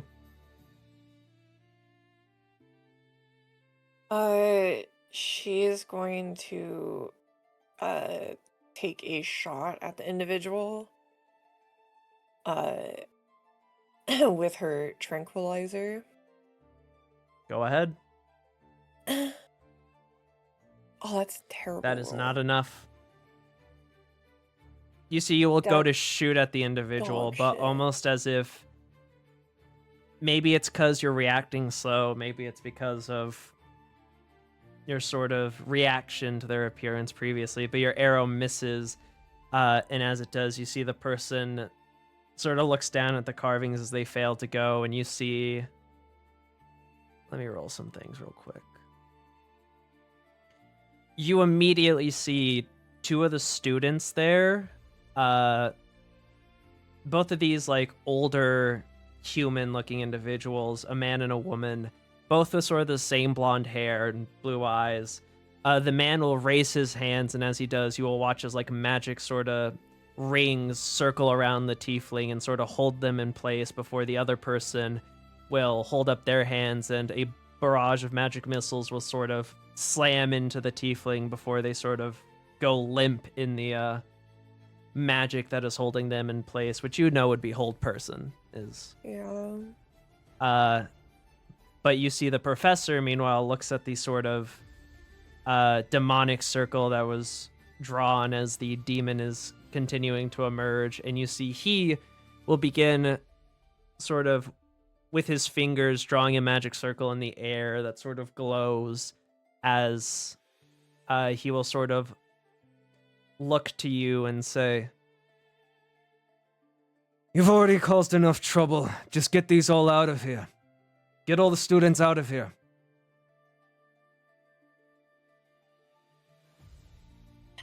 We will begin escorting people out. you will do so, and the professor will attempt to banish the demon. And you see he quickly conjures the sort of magic circle as the demon is halfway out from emerging, and he will sort of lunge it forth. And as it does, you see the flames will begin to swirl and be sucked back in as the demon is dragged back into the ground, and then the circle is dismissed by the time that you've sort of gestured for all of the students to evacuate.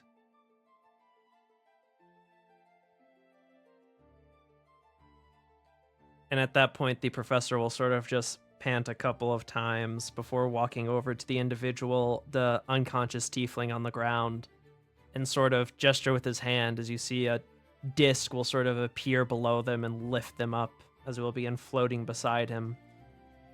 And he will sort of just walk over and look at you. Well, thank you for your assistance, I suppose.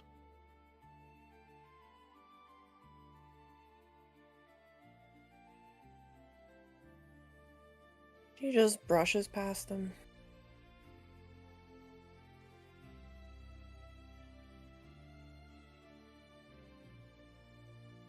Tychon was always too soft a fool. You will hear him sort of say as he begins to walk away with the individual.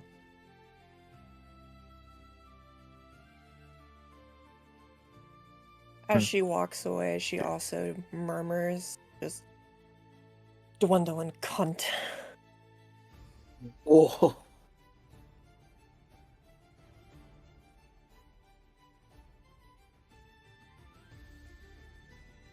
He will sort of stop and wave his hand, and as he does, as you're walking, you will see the sort of, not door, but the gates to like the hallway that, the sort of exposed hallway that you walked by and sort of walked into this courtyard with would close with a gust. And he would sort of turn back and say, "Pardon me, Miss Castella. What was that?" Hmm? Oh, are you allowed to speak, ill of my father and his abilities? But I'm not allowed to say something back? Your father is not of the Empire's origins. You should know better than to badmouth those of the Imperials. Though I suppose, being raised by an elf, you are rather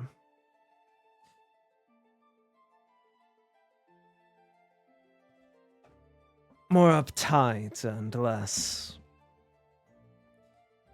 disciplined than most dwindlings.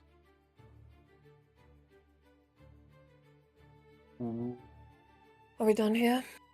Or do you have more you wish to lecture me on?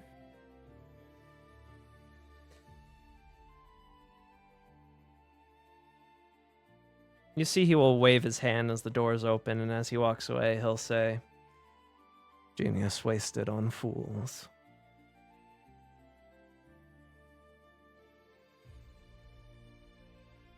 Presume I'm not gonna get any gold from this, so... You don't know. You'll have to check with the... She'll check with them. As you walk over to the front desk, what was a gold for this? 200. 200? As you walk over, you see the assistant woman will sort of turn to you and say, "Oh, pardon me here." If you see she'll take out a bag and she'll put it down. "Here's your payment. Thank you for your cooperation with the college. I hope you had fun." You see she kind of says and winces a bit as if like that's the default response she's supposed to give to people, but she knows that it didn't go well, so... She'll just check the bag to see how much is in there. It is 100 gold, not 200. She'll nod, clearly irritated, but she'll give like a curt nod. Not like at the gold, but just, at the situation. And she will quickly take her leave. All right, then. She's gonna go back to the inn and start packing her shit.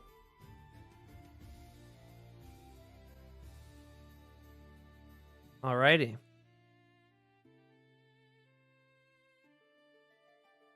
Meanwhile, Zenfindel, Jorik. Roll me survival Aye, checks aye. to try and find some place to have a good little brawl. You want advantage on that, Jorik? I think you might be a little better. Sure. I only had 2 to it, but yeah. Yeah, I got 0, so I take it. Okay. Oh. 20? Okay. Yeah, a natural 20.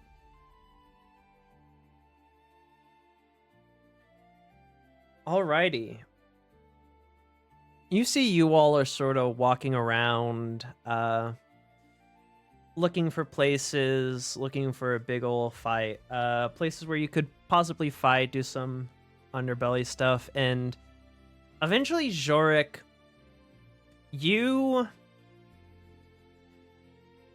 sort of walking around, and you see one sort of individual that's sort of like,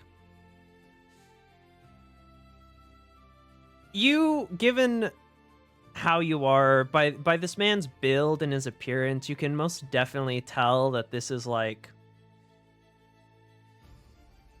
this man is a fighter, and he's a human, but he is of pretty similar build to you.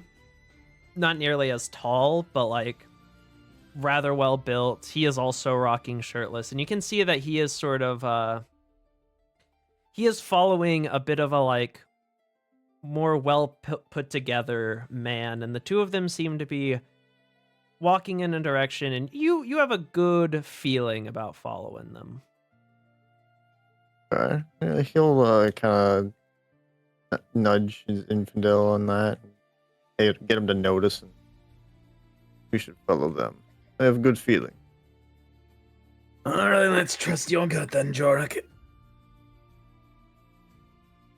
What follow then?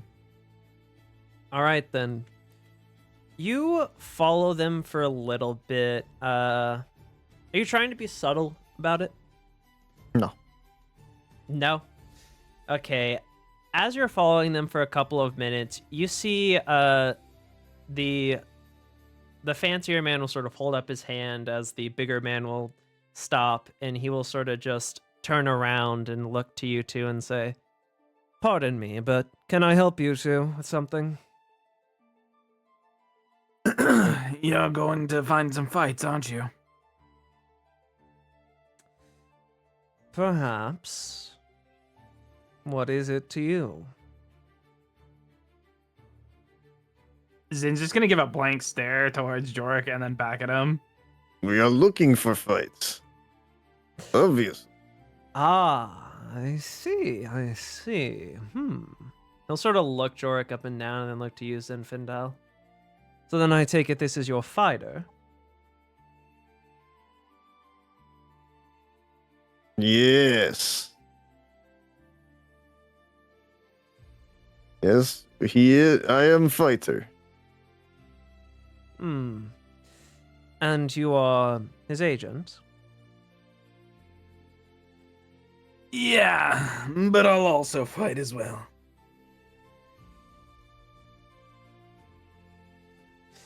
I see then. I suppose that could be quite entertaining.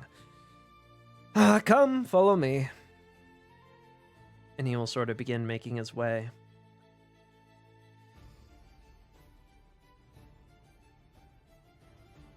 As You follow him. you follow him for a couple more minutes as he eventually comes to what is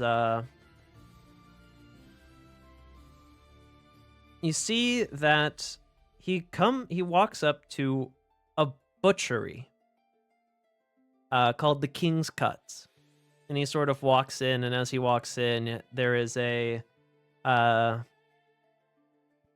half-orc woman sort of standing behind the counter, and she sort of looks up, and you see he'll walk in. He'll look around to make sure that they're the only ones sort of here for the moment, and he'll say, "Yes, we're here for the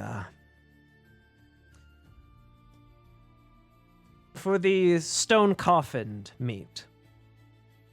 And you see she will sort of nod and say, "All right, this way." And she will sort of gesture for you guys to go into the back. Okay. Does it look like these guys are setting us up, may chance, or? I mean, yeah, roll an insight, I suppose. Okay. Guys, give me some bad vibes.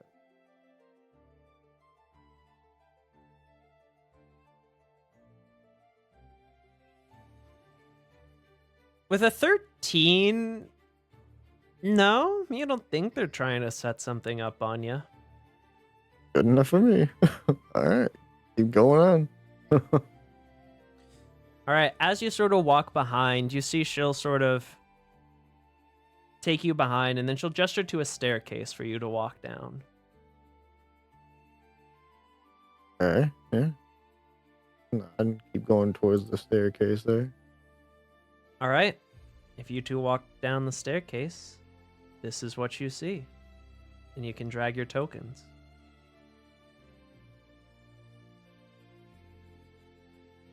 Huh. There. You see the half-orc woman sort of walks over, stands here and turns over and says, "Welcome to the Stone Coffin, our own little special fighting ring, and for those who may be seeking it."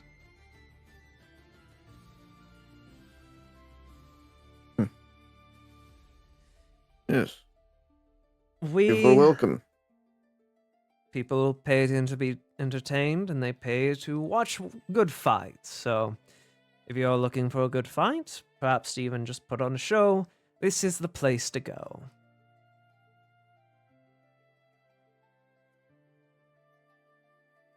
Hmm.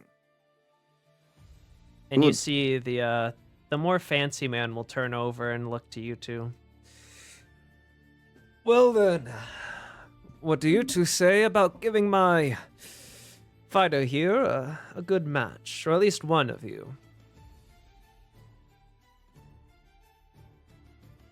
Well, prices need to be discussed, but we can figure that out. Well, it depends on how much people bet. The more people bet on you, the more money you'll make if you win, and the more people bet against, or essentially the winner takes all. And the bets are half of it goes to, of course, our lovely host, and half of it goes to the winner.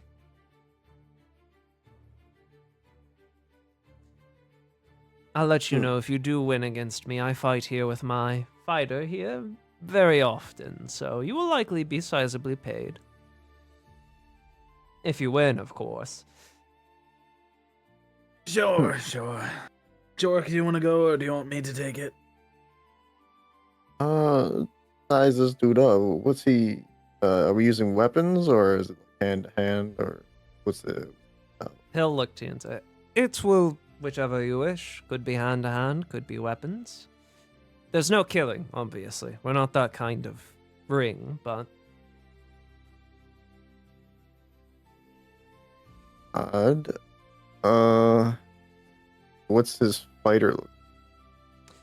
He just looks like a very big, bulky human. Bulky human. Sorry. Not sure. You do notice he does have, like, a great axe on his back. Great act. Give him a inquisitive look and then look over to you, Zinfandel, and kind of give you a shrug. Do you want first, or? Your call. I wouldn't want to knock him out so you couldn't play. If you want him, then he's all yours, big man. I'm interested to see how you handle. You go first. All right, then. And the rules against magics. You see the half-orc woman will speak up. No, you fight however you wish to fight, so long as your opponent's all right with it. And you see the sort of nobleman will say, magics are more than fine.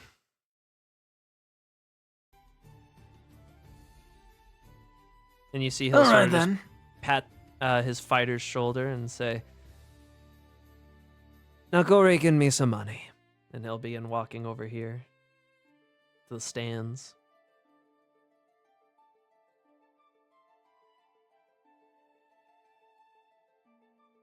Got this. I believe in you, friend. Yeah, well, we'll see how this goes.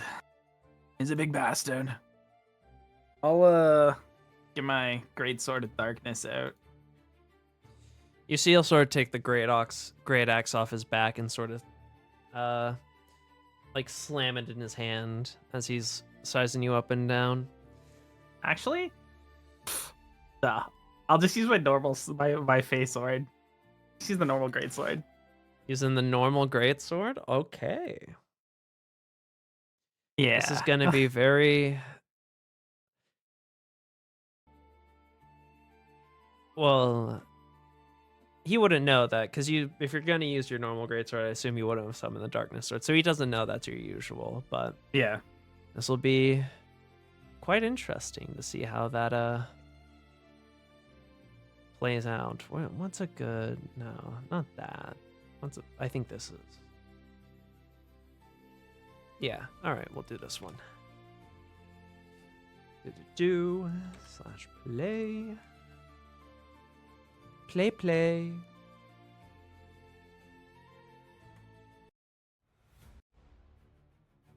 Alright then. I will turn on the grid and let's roll initiative.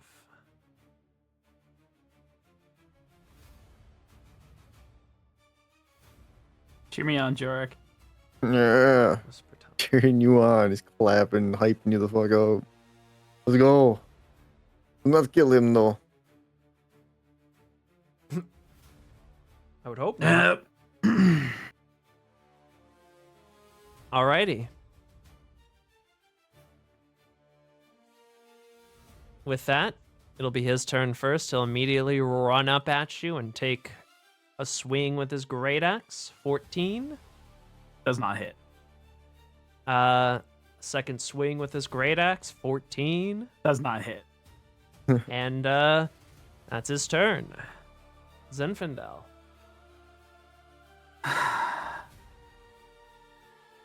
Just gonna let out a roar. Just battle cry up. Yeah, let's not be too mean. Start this.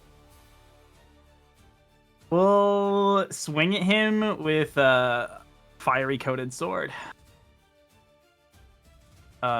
Which would be Black Flame Blade. Cantrip. Alrighty. 22 to hit. That hits.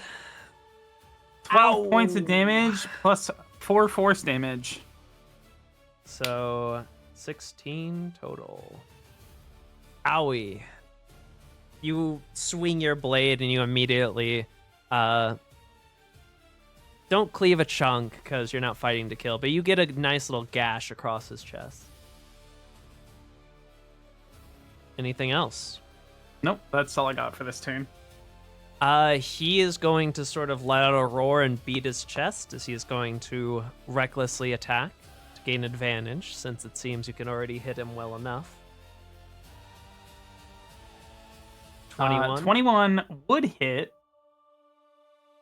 but I will block it with magic.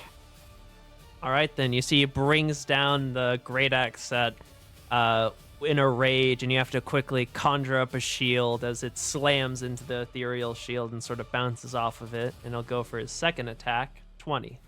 Does not hit with the shield bonus. You pa-ding, pa-ding. Good luck. Good luck. All right, is your turn. Does reckless attack open him up for advantage hits? Yep. Okay, well then. I'll swing again. 23 That hits. for 14 points of damage. Owie. You get another good slash in on him. We'll go to his turn, and he will recklessly attack again. 11. 23. No. Once again, block with shield. You see, he goes to bring down the hefty great axe on you again, and you pring. Manage to block it. Zinfandel. Hit him again. 26. That definitely hits. 19. Ow. Another sizable slash into him. But he is still standing. It will come to his turn, and he will roar once more and try and strike at you. 23. Teehee shield. 24. Teehee hits.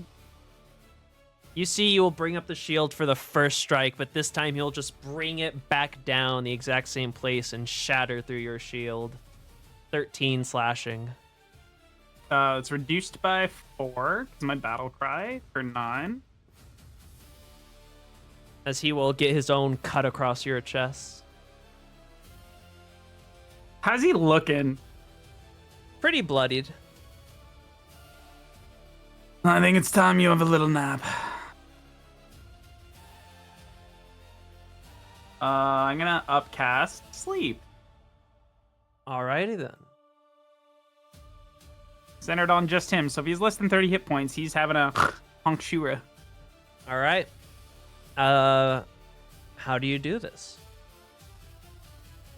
Just as he kind of gets a first hit on me, I'll just kind of throw my hand outwards and just a pulse of, like, force goes forward, and he's just rendered unconscious.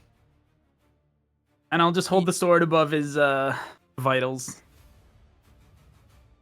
With that, you see the half-orc woman will sort of walk forward and say, and with that, the winner is the newcomer. And you see a couple of people will sort of just mumble and be like, oh, fucking damn it. Bah. And you see Jorik, because you're sitting at the same table as him, the nobleman will sort of just cross his arms and raise an eyebrow before looking over at you. And I thought you were the fighter.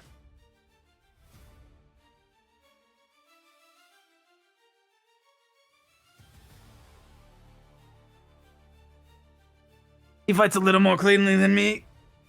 All I'm sure there's right. someone in here who can fight you, Jorik.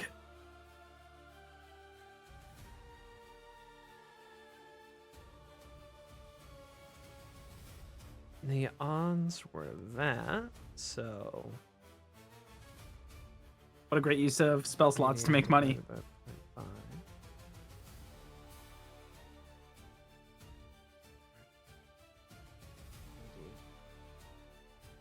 0.5. That you want, he's gonna go ahead and be like, yeah, seems like you lost. Better luck next time, friend. Goes to congratulate Zinfandel. Alrighty, let's see how much gold you got.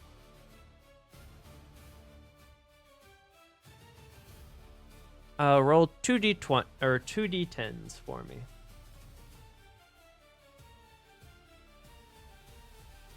Each 15. Hold on, that's 24 150 gold. gold. Damn. That's not bad though. The odds were 80 to 20 for you, so you got times 1.6. You see the nobleman will sort of walk over and jump down and wake up his fighter and sort of bring him over. And you see she will sort of pay you out. And then she'll say, you can, if you are looking for a fight, big man, you can either walk in the arena and ask for someone to challenge you, or ask anyone around here for a fight. Easy enough. Good job. And gonna give you a hearty pat in the back. Let's see what you can do. Don't go All easy right. on them, Jorik. I never do. And he'll just kind of go out Zinfandel. there. You'll see the nobleman will sort of gesture for you to come sit with him. Yeah, I'll go over. Jorik, are you just gesturing for anyone to try and... Mhm. He'll just kind of use his thaumaturgy to like amplify his voice a bit and kind of be like, anyone fight me, do not be afraid. Let me look. Something real quick.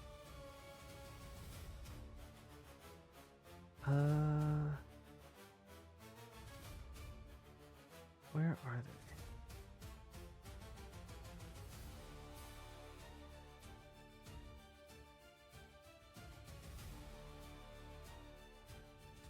Hold on.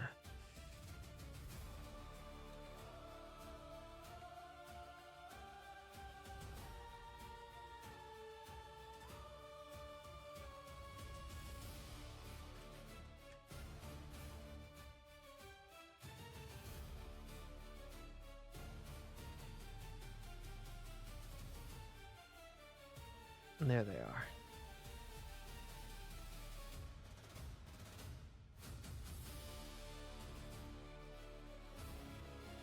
Mhm. You see, as you gesture for that, you see this dwarven woman will sort of sit up from her seat, and as she does, you see a couple of the people that are sitting around will sort of look and like with wide eyes in surprise.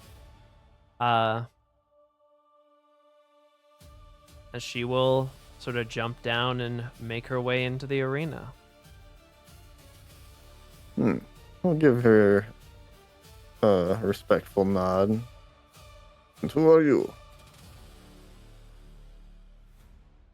Oh, the name's Carl Dimmons, champion of the ring. Oh, it's great honor to fight champion. Not first time I fought champion before. Oh, is that so? And who exactly did you take on?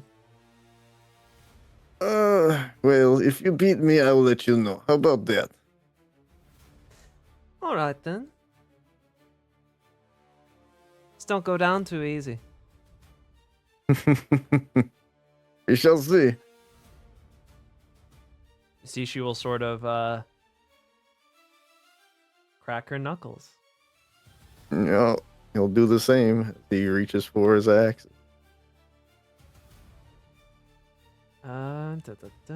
Where is it?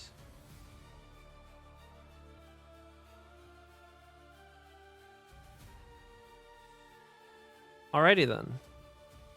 Go ahead and roll initiative. Oh boy.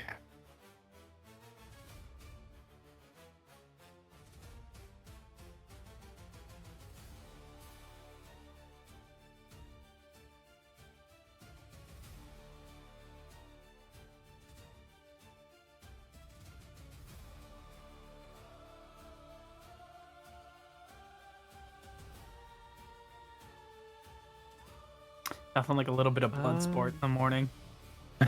Exactly. A little bit of blood sport in the morning. Yeah. Alrighty.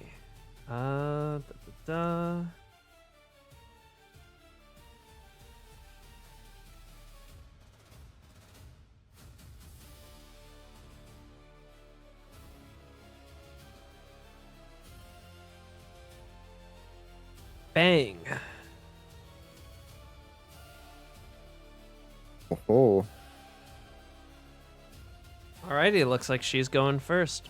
You see, as it turns her turn, she will just immediately move forward at pretty quick speeds and launch a barrage of punches at you.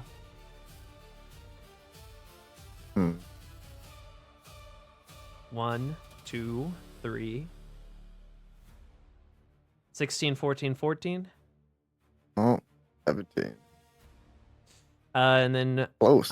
you see as she launches those 3, she will sort of do a sweeping kick with her next one as a bonus action. God damn it. No. Fortunate rolls.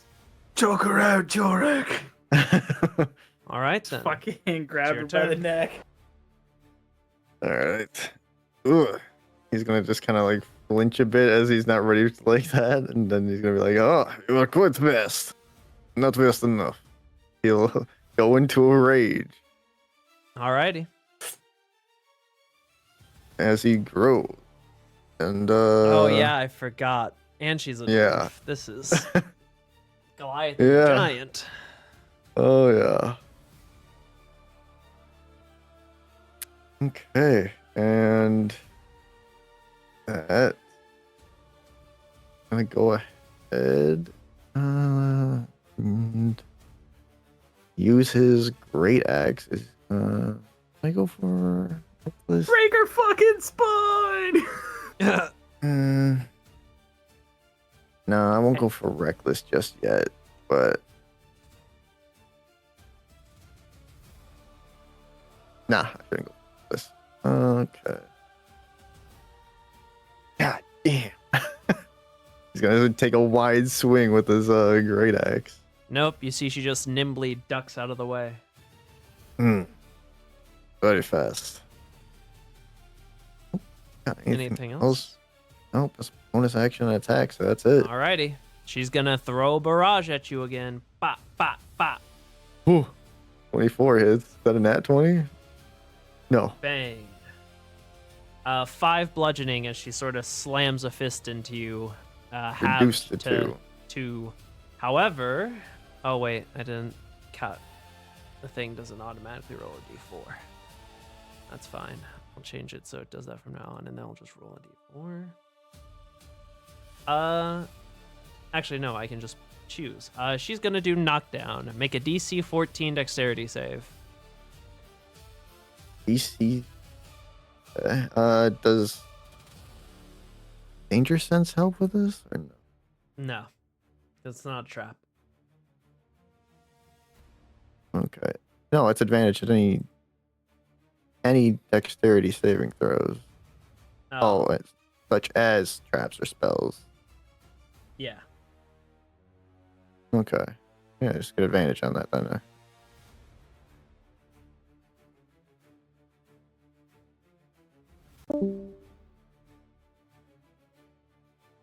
Oh, he's fucking dead. Who- Oh Who wait, did? Oh, AFK. what the? It automatically dragged him into the AFK channel. What the Oh, fuck? I was sitting away for a while. Anywho, yeah, that passes. Okay. All right, Jorg, it's your turn. Right.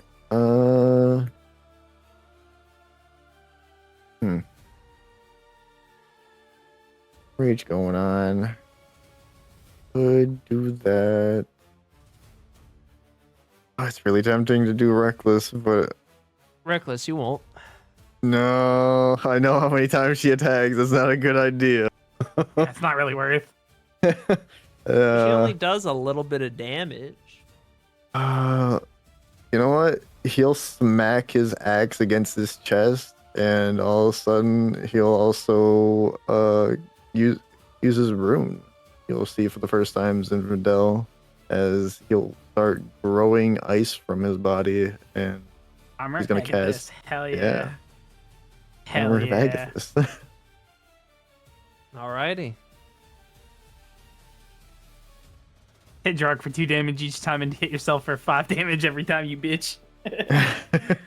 And then he'll just kind of like put his arms out. Let's see who's more durable. And an action, so yeah. Oh, that's your My action. turn. Alrighty then. Her turn. Blot, blot, blot, Oh yeah, those all hit. blot, blot, blot. So 8, 16 plus the 12. Oh wait, why don't I'm just gonna remove the D4 because I'm just gonna choose which one each time. So 4, It 6 only is procs 10. on one. So, No, it'll yeah, proc on 4, both. 6, 10. No, I mean the Oh, the knockdown thing. knockdown thing. Yeah. So she's gonna try and knock you down. Another dexterity save.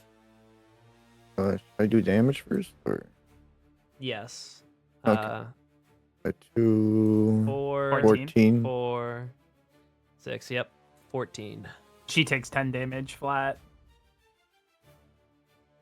Oh wait, and I also get 5 temporary, so minus 5 as well. Thank God the 9 first damage. one didn't break it. Minus. All right, and then Owie. dexterity save. Okay. Yep. Nope. Also, I guess you should do that save first, because if you do get knocked prone, she gets advantages on attacks against you. Oh, But gotcha. it would have mattered. I too didn't know which much one was, yeah. Anyways. All right, that's her turn, Jorik. All right. How's she looking? She has only taken damage from the armor of Agathis, so she is a bit scratched up, but other than that, fine. Okay. All right. Well, then he's gonna just go ahead and swing at her with another great axe.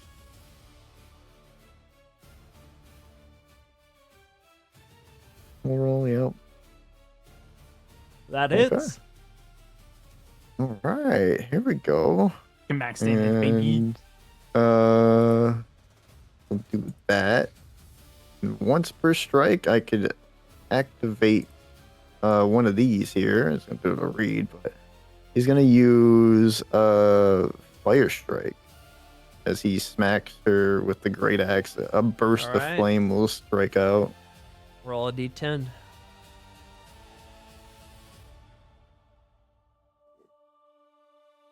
Oop.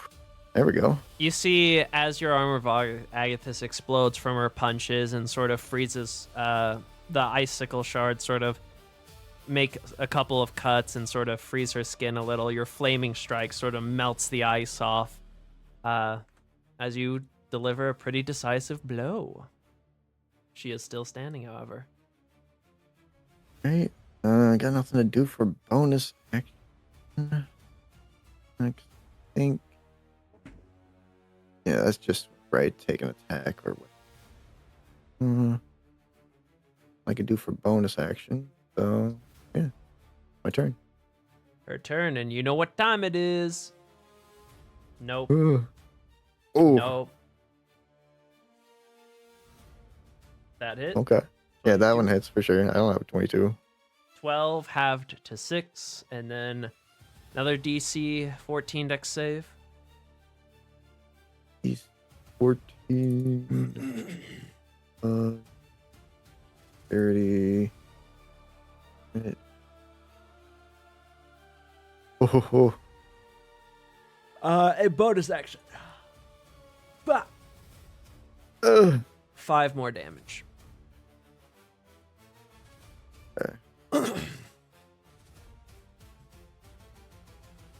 And that's her turn, Jorik. All right. She is just fucking slamming a barrage of fists into your legs. That is.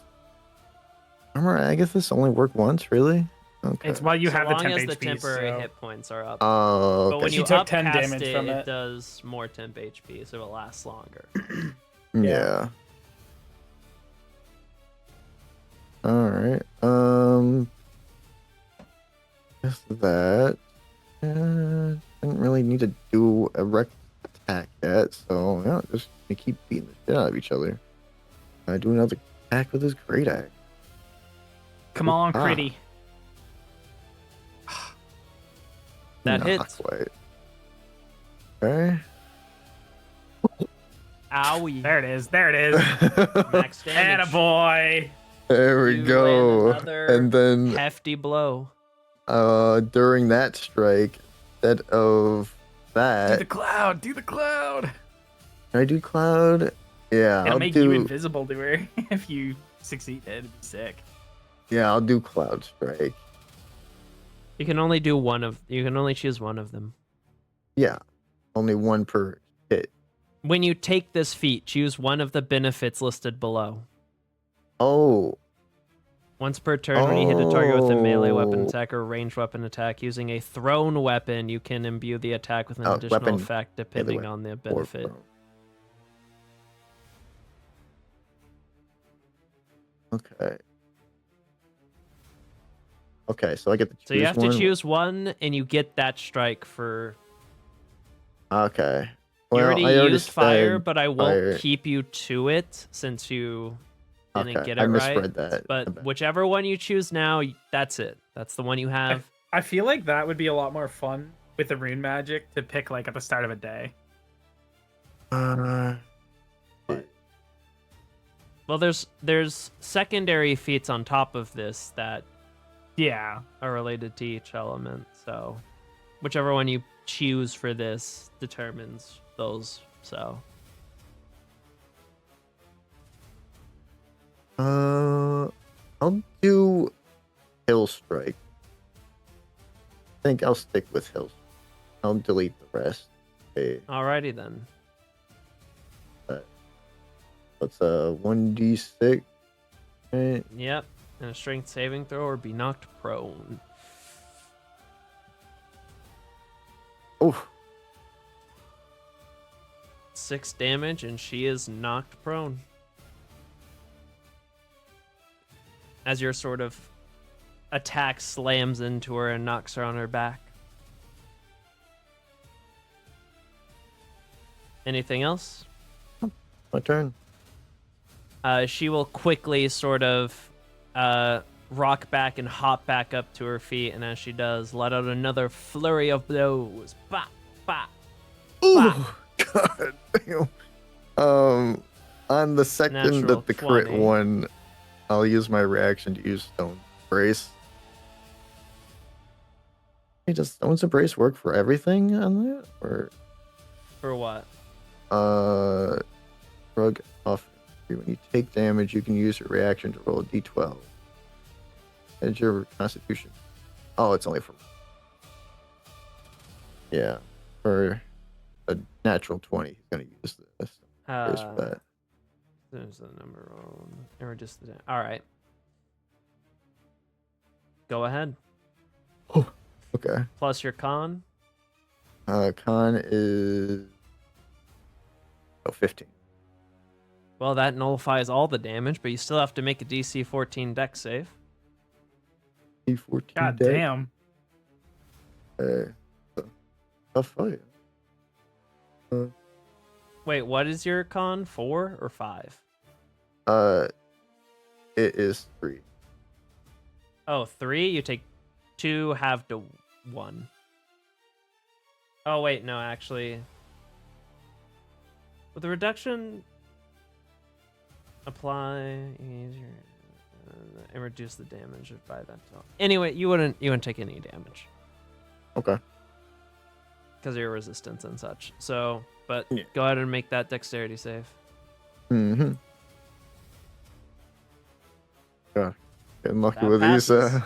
these passes, man. But the second attack, 10 bludgeoning damage, or half to 5.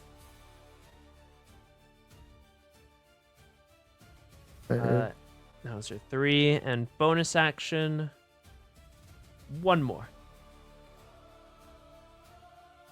For 4 bludgeoning damage. 4. Okay. Yeah, he's looking a bit beat up. Your turn. Okay. How is she looking? A bit beat up as well, or is she Yep. still standing? Okay. She's bloodied. Oof. The wrist.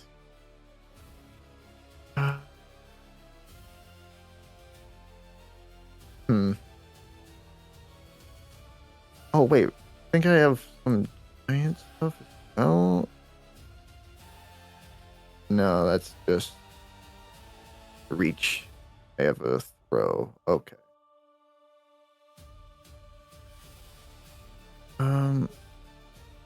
Oh wait, was I doing rage damage with that too? I don't know, were you? No, that is Something not for with you to rage keep track of. damage. You've hit Shit. 2 times, so Yeah, it's just rage damage. I'll do it for the last. At least. Thought I had that checked. All right, and then I guess I'll just go for another attack. Fuck it. How reckless. That hits.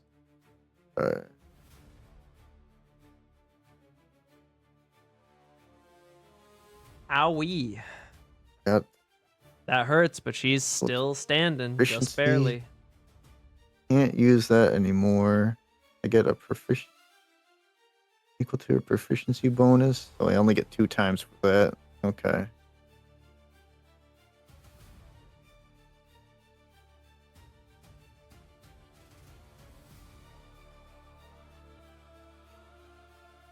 All right. Well, that's that.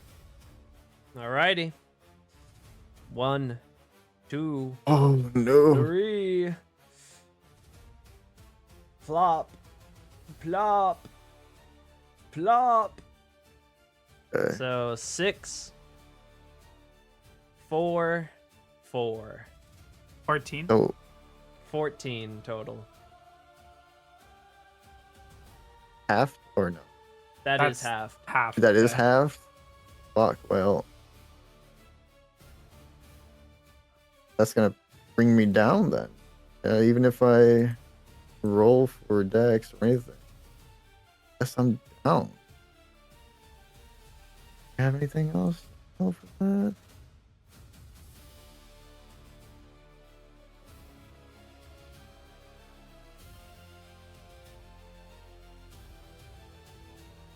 No, she got me. No, that's it. Alrighty Flurry of then. blows knock me down.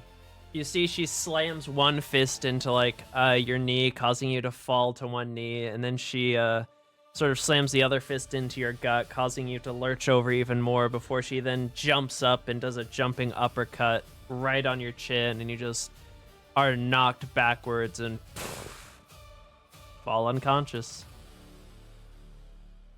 As she sort of pants heavily and raises her fists, and the crowd cheers. And the nobleman will lean over to you, Zinfandel, and say, all things considered, your friend did rather well. She is the champion of the ring, so getting her that close was a remarkable feat. And he's much better with throwing the weapons. I'm gonna go down and help get Jorik up. Just drag him up top. Yeah, he's not that big. He does shrink back when Yeah. he's unconscious. I'll just carry him up top here. Sit him down at the table.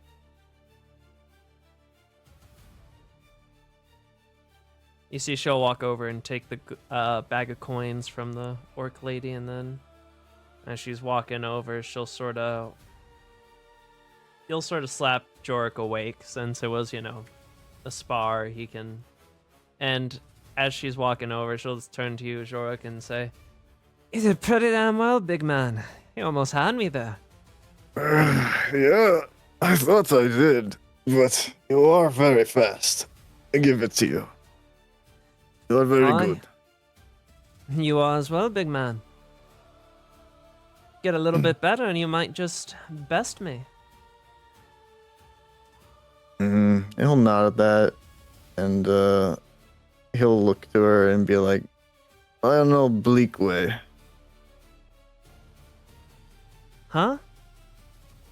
That was the champion that I bested.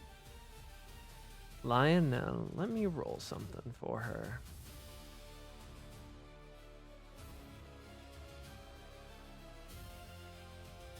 I'm afraid that name doesn't ring any bells, but it certainly is a powerful sounding one. He'll nod at that. That's it. I appreciate the strong fight. Maybe I'll be able to beat you if I come back at some point. I would love to see that. I haven't been pushed that hard for quite some time. He winces this like one of his ribs. You see the other berserker or sort of fighter will sort of just pat you on the back like, we both got our asses kicked. Me maybe a little bit more than you, but... Yeah, he'll nod at that. You see the noble sort of lean over towards you two and say, this arena is more like a local fun thing, but I see potential in you two.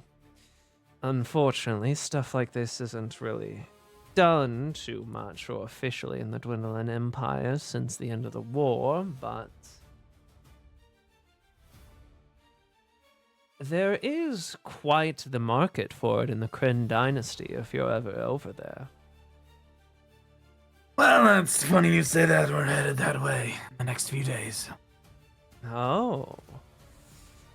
Well, in that case, I might suggest something.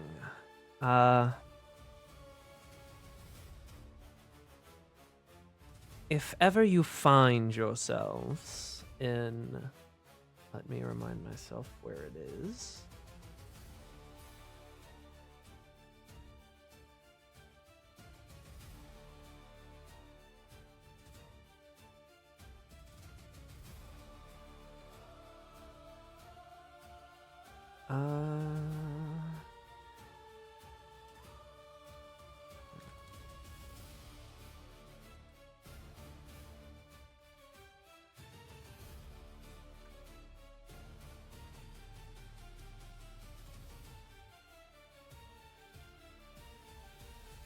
If you ever find yourselves in and around Jorhas or the Penumbra Range, or not Jorhas, if you find yourself in and around Roshana, I would advise you checking out the Penumbra Range. There is a place there that is like an underworld hidden in the mountains that has arenas, markets, the entire thing, far grander in scale than anything here in the Dwindling Empire. It is called the Shadow Pit. I think it may be of interest to you all, if ever you are to arrive there.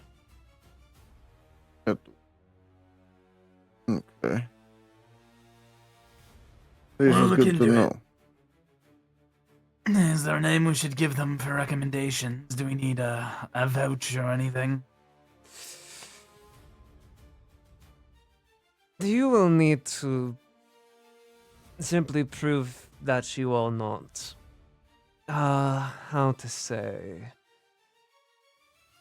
Prove that you are well within the ways. If you have having an individual there to help get in would certainly help, but you can, if you find the place, simply wander in. Just know you'll be under heavy eye. I myself have never actually managed to make it to the Shadow Pits, as I am rather stuck here in the Empire, and they're rather strict about where we go and what we do.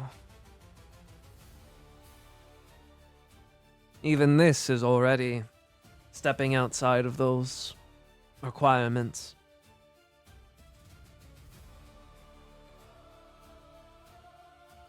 Well, thank you for the generosity. Of course, I'd be interested if you ever return to Exandria after visiting there, if you could inform me more about it. We'll see what we can do. Yeah. What is your name so we find? You may call me Draken.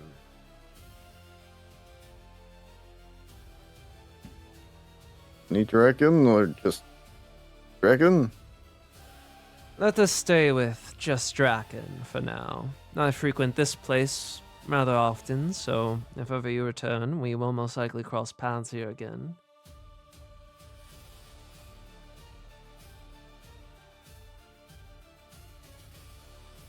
Well, you should head out then, Jorik. Back to the others. Yeah. He's gonna kind of wince as he rubs some bruises. Yeah, let's do that.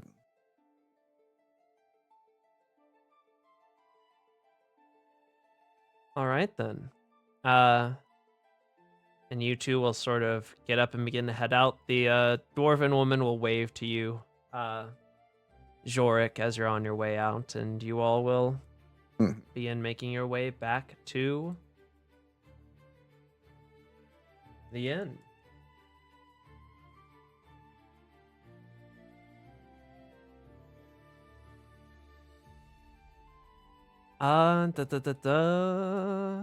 Viola.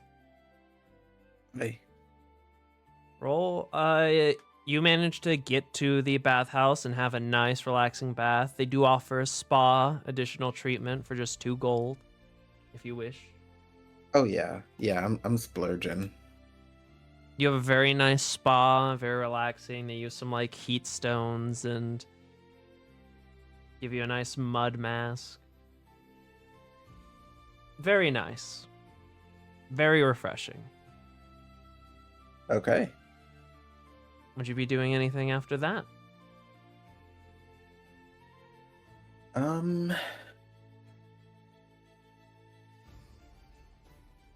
me see. I still have rations.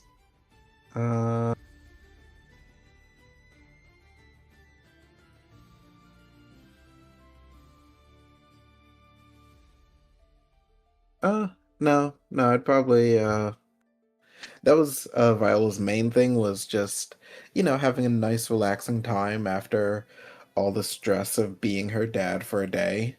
And yeah. She would have gone to see Joseph, but he's gone, so no Bobs.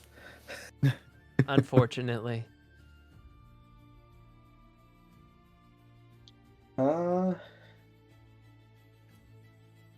Yeah, I mean, there isn't really much else to do in town, I guess, so...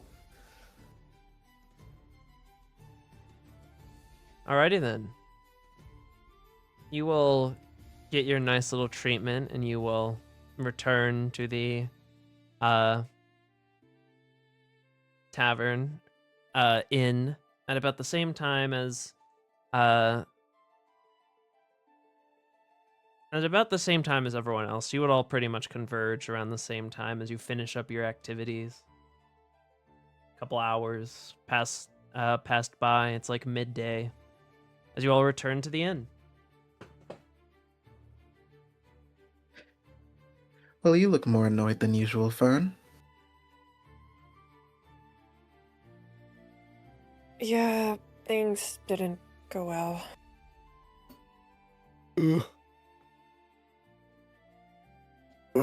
Same here.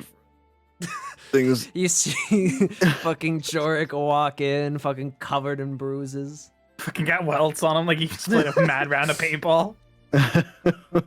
Meanwhile, Oh my Zinfandel, goodness. spotless, basically, except for one little thing. Was I the only one that was having a good time? Oh, I had a great time, but Zorik fought the stronger opponent, unfortunately. It was great time as well. But yes, if you need help with your problem, Fern, I can always help you. No worry. He gives you a weak thumbs up. I was also wondering, Viola, what exactly are you traveling for? Obviously, making money doing your performances, but what's keeping you with our band? Well, Fern helped me out of a tight spot, so I want to help her find this person she's looking for.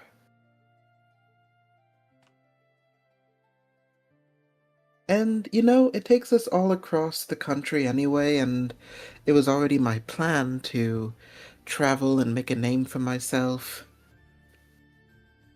So it's a win-win.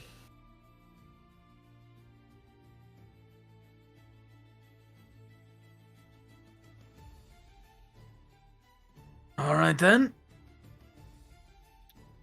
I'm glad you are getting something out of it, but don't feel as if you're indebted to me in any way.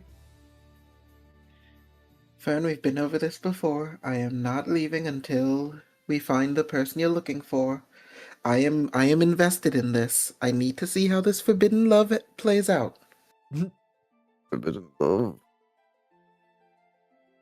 As you say that, she sort of pinces and sort of starts like fidgeting with her like jacket and I feel like the only love that should be forbidden, well, at least in our group, is Darren and everyone's relatives. Here, here. Speaking of, where is this two-eyed snake man? I assume probably at the brothel again. Yeah.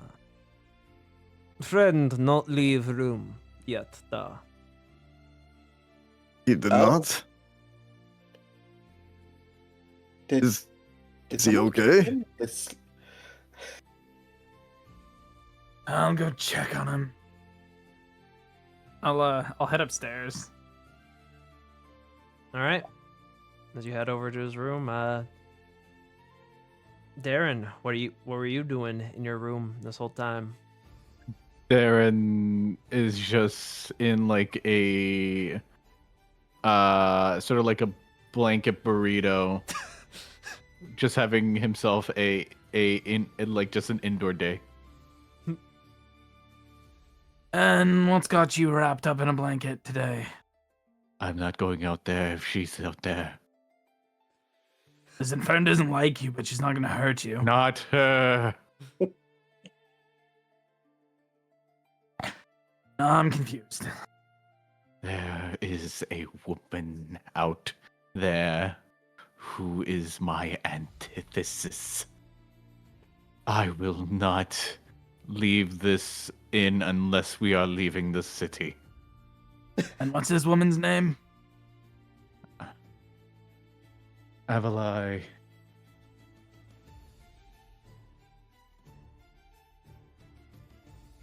Avalai. No last name, not that I know of. And what does she look like? Short, black hair. She had monochrome eyes, right? The reference picture is still Yeah, in let the me chat if you want to. Heterochromic. Heterochromic, yeah, No, it's like it's like monochromic, right? No, heterochromic. Heterochromic. Yeah, no, you're right. Heterochromic. One red eye, one blue eye. One red eye, one blue eye. Half elf, I think.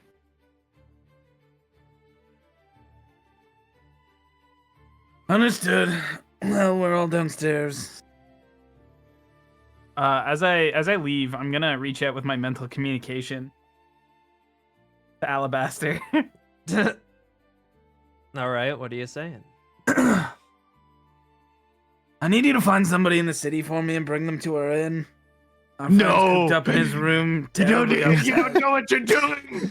You don't know what you're doing! You see, And it's like, I'll forward the information, the description, and her name. all You right. don't know what you brought upon us. I'm on patrols anyways. I'll be there in like 30 minutes, tops. Well, if you find her. Thanks. All right, see you then. I'll come downstairs. Yeah, I think he's just lovesick. He must have seen Denwell's girlfriend or something. Oh yes, the one person that seemed happy to see him. That he was afraid of for some reason. Well, okay, she's like cursed as hell.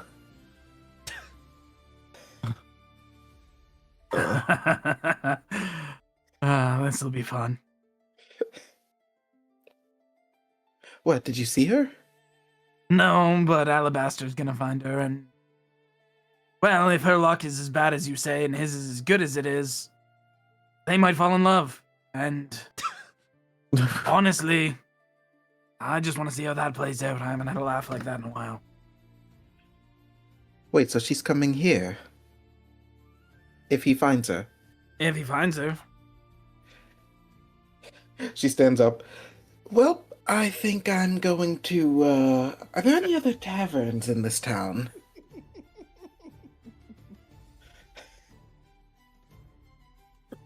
I was actually, if you want Viola, I was preparing anyways to head out, so we could just grab our things and Yeah, I think we should just step we'll go out to for the a bit. gates. Yeah, Yes.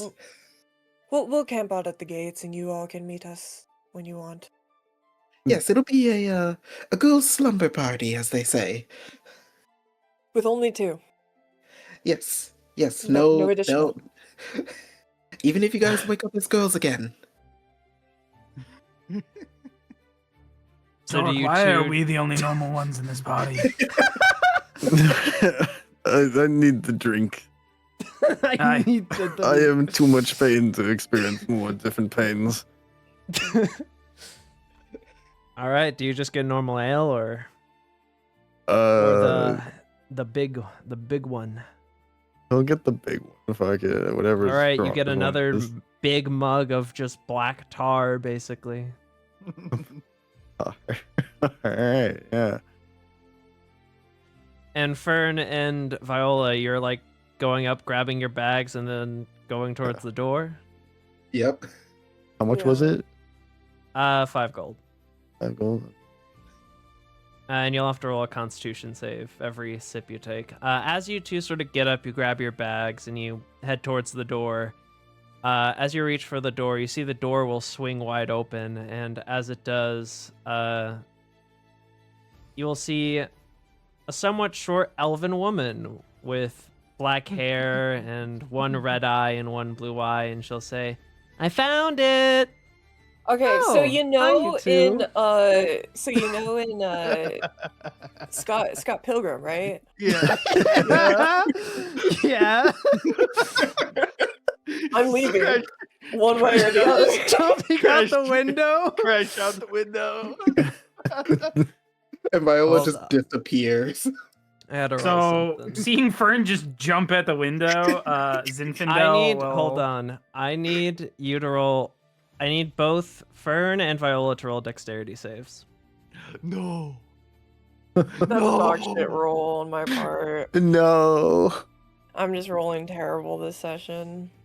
All right, you see Viola, you turn invisible, and Fern, you go to turn to fucking jump out the window, but because Viola turned invisible, you don't see her, and you slam into her, and instead you just roll and sort of fall onto a table, while Viola, you manage to sort of catch yourself and steady yourself, but you sort of miss the like if you slam your back on like the table instead of getting in out of the window. Do we see this reaction? Yes. I mean, it's literally the front door and it's like right there. He'll like take a swig of his drink, and then he's gonna go ahead and impose like line of sight between the new girl and Fern and other. Aki. Yes. Could Darren come down wearing like bathrobes, like slippers, a mug, comes downstairs. He's just like. As you're coming down, you see that entire event unfold. And Viola, you are still invisible, but she is standing directly in the doorway. Yeah. Viola's going to go over, like Fern can't see her, but she'll like feel invisible hands trying to like help her up, and then I'll block the line of sight from them doing this and be like, "Oh, you must be a friend of Darren, yes?" Just like try and find like a back door to like run Fern out of. Darren comes down. And like, hold on, we need to. Attacks or cast a spell, so I guess not. All right. So you help Fern up, and you two are gonna shoot for the back door. Yep. Yeah. Alrighty then. Darren, as they begin trying to run for the back door, what are you? You're coming down the stairs, and you saw all of that unfold. Darren is just like looks at everyone, and is just like. We're doomed.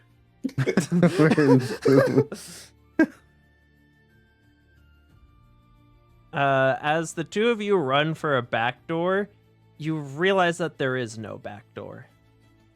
This is a pretty small and simple tavern and inn. It's just okay. Is there a back window?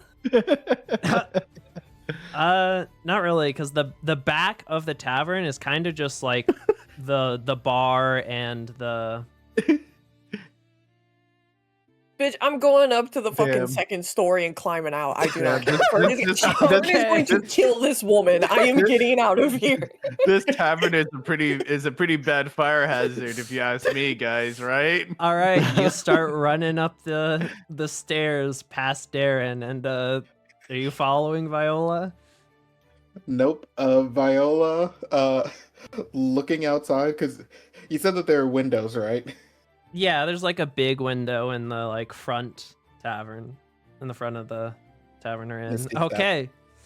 You misty step and you appear outside uncloaked as Fern. You run upwards and you know that there's a window in your room, so I guess you just run in there and hop out of it.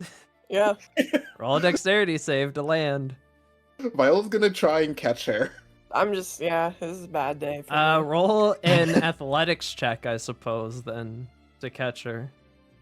Oh, God. You see Fern immediately jumps out the window, and you go to catch her, Viola, but instead Fern slams directly on top of you, and the two of you roll backwards, and as you do, you see you actually roll into, like, a cart that's passing by, and as you do, you see that it's filled with cabbages, and you see as you roll into the cart, one of the wheels just pops off, and the cabbages just all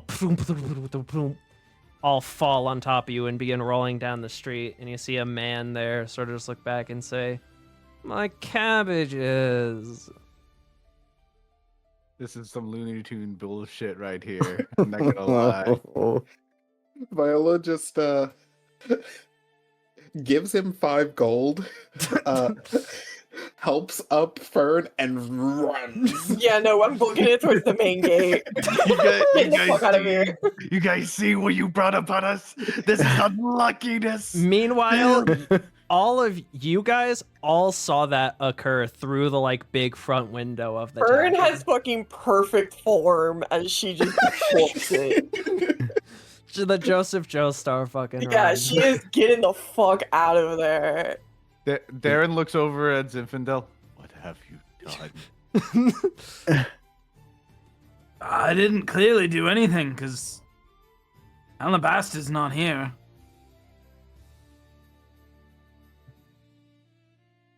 You see she sort of walks in and walks over and says, "Oh, are you guys Zinfandel's friends? No, not Zinfandel's. Darren's friends. Or fucking Darren's friends?" There you go. Darren?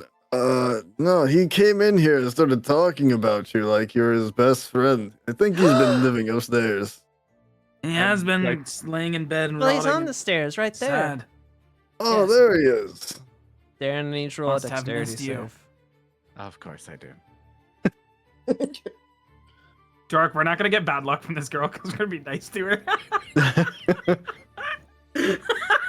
With an That's 8, you crazy. sort of, as you're standing there, you go to take a step forward, but in your like daze of despair, you miss the step and you just fucking fall down the stairs. I just like lay there. Just no movement. I just give up. I wouldn't have pegged this girl for Darren's type. Her beauty must be staggering him. Get him and walk straight. Stop it, you see she'll like slap you on the shoulder, Jorik, and as she does, it'll cause you to drink more of the drink than you were purposely trying to, as you sort of cough and choke, and as you lean forward, you slam your head on the desk, on the counter of the Does that knock me bar. out? No. He's at 1 HP because he got Actually, down. you know, roll another Constitution save. Roll another. Okay, no. You feel your consciousness leave for a second, and then you awaken again, and you're like, He's gonna stumble around a bit as he just tries to figure out where he is. Zinfandel, I think I'm gonna be sick.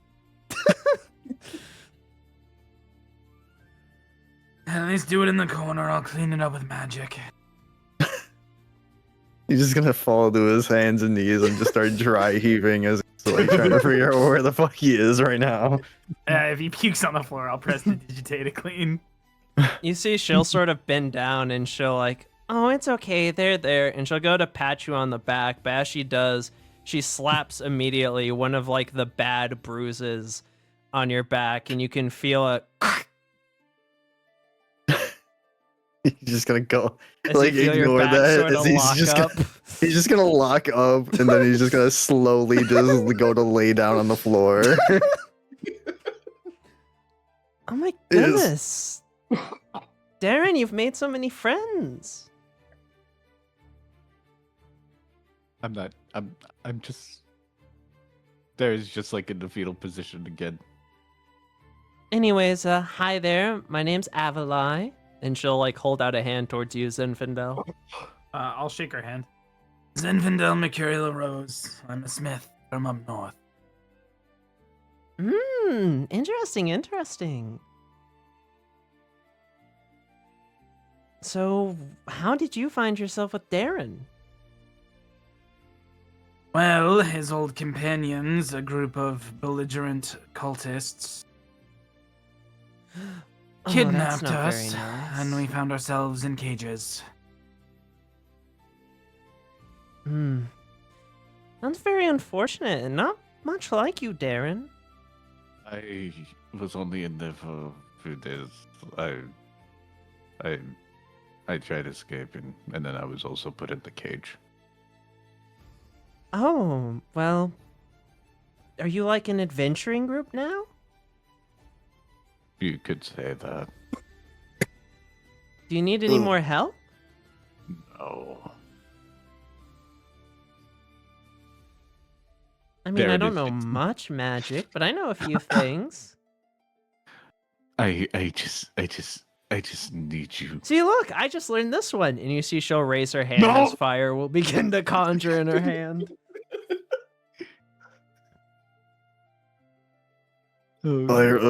Fire giants, come to take my life. You see as she goes to conjure like fire around her fingers, she'll sort of like swirl it in the air and say, "See, I'm just as much a mage." And you see she'll the fire will sort of slip off of her fingers and fall into your cup, Jorik, that's still on the counter table, and then it will tilt over and the entire bar top will ignite into flame. I knew fire giants would be the end All of right. me. You see immediately as the fire begins to roar, you Zinfandel quickly wave your hand and cast this gust, and you will watch as it blows the fire out. And she'll say, "Oh, thank you. Sorry, I'm still, new at this whole magic thing, and well, I'm not very lucky, unlike Darren." He's the opposite of lucky. They seem like a normal girl to me. No, Things happen when you get playing with magic. Like your reaction's a little overreacted. Considering you turned yourself into a plant.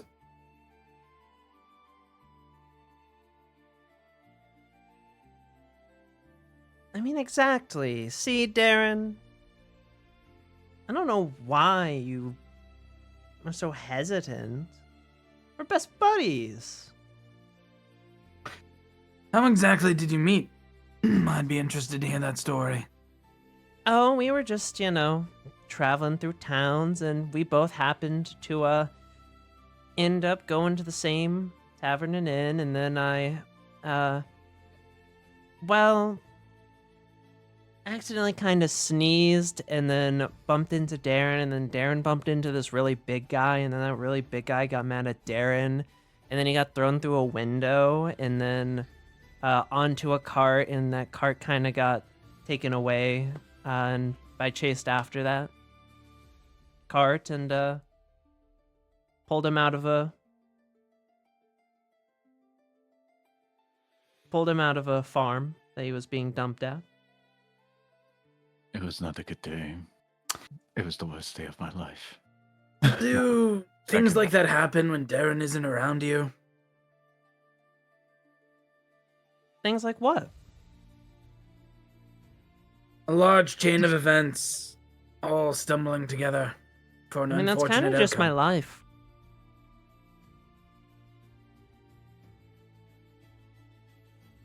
Hearing that, Jorik's gonna start crawling away to the front door. He's not dealing with this.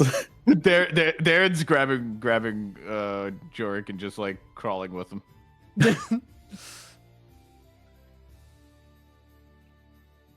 You see, as you two start crawling, she'll sort of, mid talking with you, Zinfandel, she'll be like,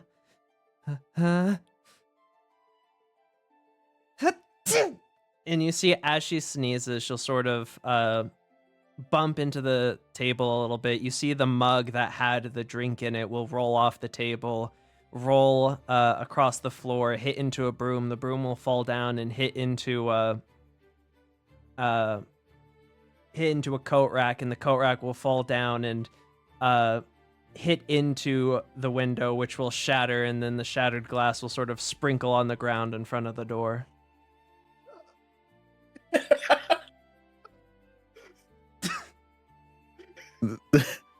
This is the end. I always knew this would be it. Don't say that, Jor. We're almost out. We just gotta get out. We just gotta get out, my friend. Can you sit down right here for me? She'll walk over and sit down. I'm going to ritual cast detect magic. 10 minutes? I gotta roll. See if something happens during then. Oh no. All right. You begin to ritual cast the detect magic, and I would say at that point, you two manage to navigate crawling just barely outside of the fucking tavern, trying your best not to get stabbed with the glass on the ground. And as you finish casting it, it's like you are flashbanged with rainbows. Does this look fey in nature? Roll me an Arcana check with advantage. Ooh. With a 22, it does look fey in nature. But it's not fey in nature. It's something trying to imitate being fey in nature. Okay. It has the same coloration of like wild magics or like sylvan magics and fey magics, but it's not prismatic like most things fey usually are.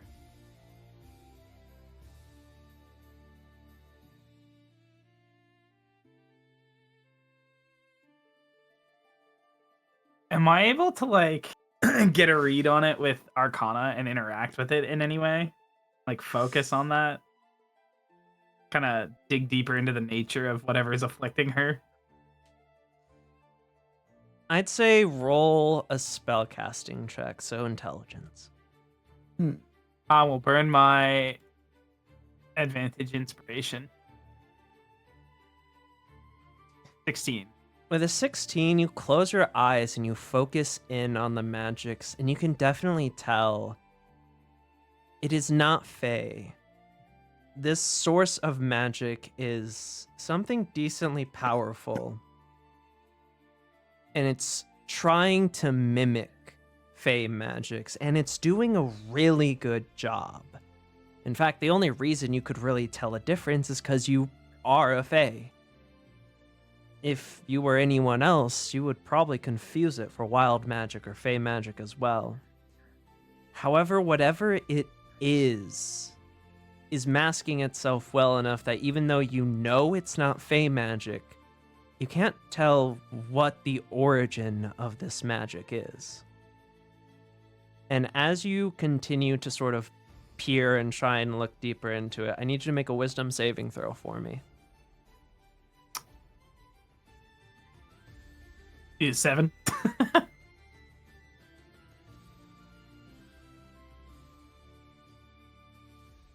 As you try to dig deeper,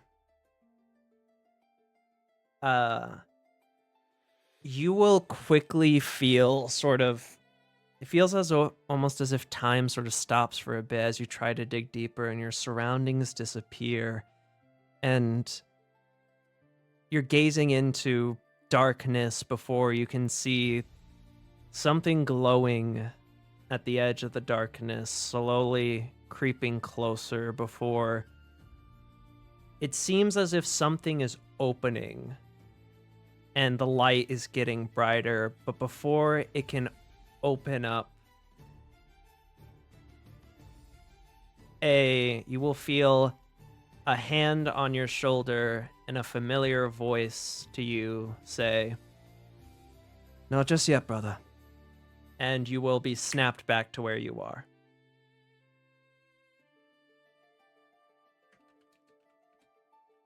All right then.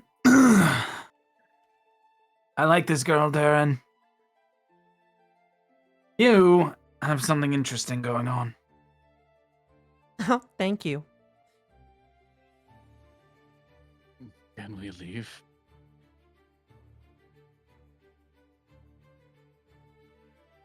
Well, the good luck is you're not cursed.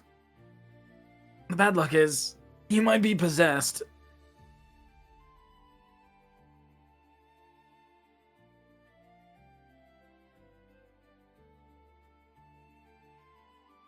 What?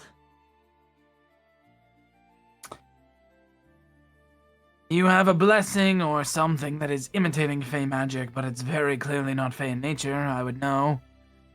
As I am one, so you want bad luck. Has something to do with my brother-in-law. Your brother-in-law? Well, his voice spoke to me. Told me not yet. Whatever that means. Do I know him? I doubt it, but mayhaps you do. Alice Thefio? I'm not really good with names. What does he look like? He's a blonde elf. About yay high.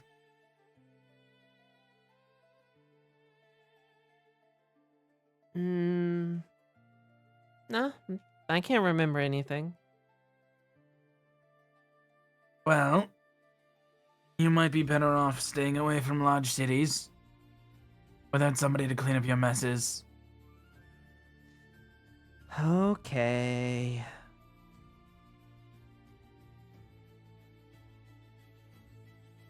You see she'll sort of just look down a little bit dejected.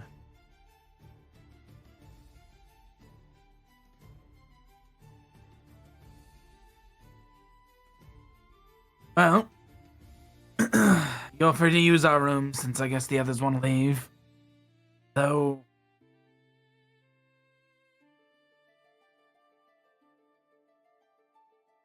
the tavern keeper might not be able to survive you staying here for the night, but hopefully when we meet again I can help you out a little more. I've got to take care of those. I'm pretty good at finding Darren, so I'm sure we'll meet again. I look forward to it. I don't. Yeah, I I'll know you smile don't. and nod. I'll press to digitate everything clean and mend the window that shattered. And then I'll just get the cart ready and I'll fucking just throw Darren and Jork in the back. You see she just Almost sort of out. she sort of waves through the window at you as you leave. It's over. It's finally over. All right. Oh, go ahead. I was Like gonna say those- I'll give Alabaster a mental heads up that girl's at the inn and he might test his luck if he hangs out with her too long. Oh, a test of luck. I'm always in for that. Oh no. Yes, I know. Damn that man. You damn that man. You're gonna get a telepathic link later that's like, oh my god! Everything's on fire. Everything's on fire! We were staying in the room together and I slipped and I fell inside of her. I immediately thought, no, I'm gonna fuck these No. children. I didn't want this for my life. Literally, Hey, it would be The ultimate she would- misfortune, accidental Hey. quintuplets. that would be a fortune on my favor because then I wouldn't have to deal with her since she's like settled down. Oh wait. Nice. Oh man. Alrighty then. With that, Alabaster will say in response, "Oh, are you heading out already? If you're leaving the inn." Yeah, the others are antsy to head out, so I'll Alright keep in then, touch if I sense you. Alrighty. Hope my info can help you for what it's worth if you ever make your way over there, and good luck. I hope you find a lead. You too. Have a good one, Alabaster. You as well. And as you bring the other two towards the front, Fern and Viola, were you doing anything besides just, running full speed to the exit? Fern would just be kind of chilling at the gate, waiting for them to eventually show up. Viola's probably like looking over her shoulder, like every time that something like moves and rustles, she's like jumping a bit, like worried it's her.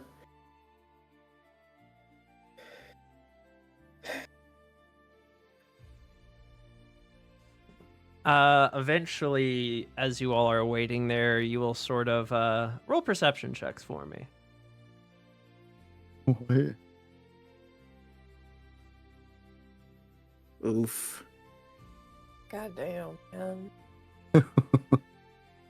Fern, Really was a curse. you'll begin to hear the approach of footsteps closing in.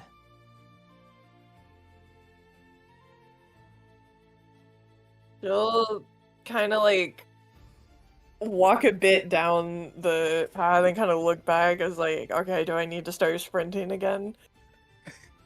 You will see Zinfandel walking along with the new cart you guys got and the ox that is pulling it. I swear, if she went with us, the cart would have been destroyed one step over the line of the city. It would have just fallen apart. Yeah, And then exploded into fire. exactly. Yeah, when she sees Zen, she'll stop and. Oh, it's just you all. Oh, I assume we have both carts, right? Well, the other cart was left in the like stables Oh, okay. near the outside of the town, so they basically already have it. Yeah. That poor girl has got a possession or something inside of her, imitating fey magic. Yeah, see, I was thinking that maybe Darren did something that like made her like that, but he claims he didn't, but can't Karen, really your seed trust isn't that. that potent and powerful. It would create an extraplanar being capable of sowing misfortune upon its creator, wouldn't it? That's assuming they fucked. I At this point, it just seems Darren wants to fuck everything. So it's a fucking pretty valid guess. I would have most likely died if there was any sort of funny business between us. And maybe it's my nature, but she didn't seem that bad. Little unfortunate, but Viola walks up. I want you to say that to a good man named Joseph who just wanted to sell some bizarre kebabs. Yeah.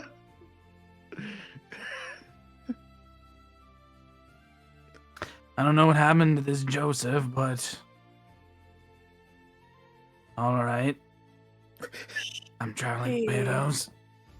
Burned his shop to the ground. Oh. Yeah, I've only arrived for the second half, but it wasn't very pretty. We can't go blaming people for burning things too badly. Anyway.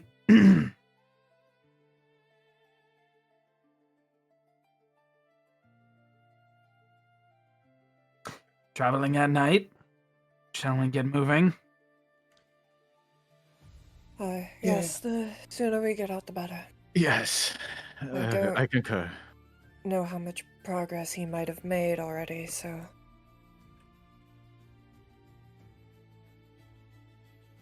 And also, the longer we're here, the more I'm starting to agree with Darren on things, and that's a fate that I don't want to endure, so we need to leave. We'll rest in cart. Let me know if you need me. Does, Limps his way into the cart. does Everyone, Dirk look worse than he did earlier? he got the blunt end of the stick with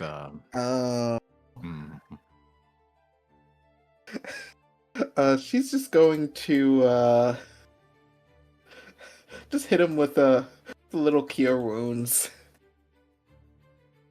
Oh, thank you. It feels a little bitter.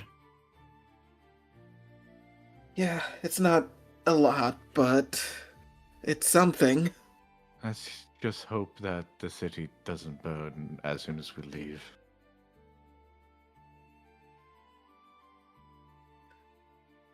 Well, just have to see. Alrighty. You all officially pack up and make your way out of Rexentrum. Yay! Oh man.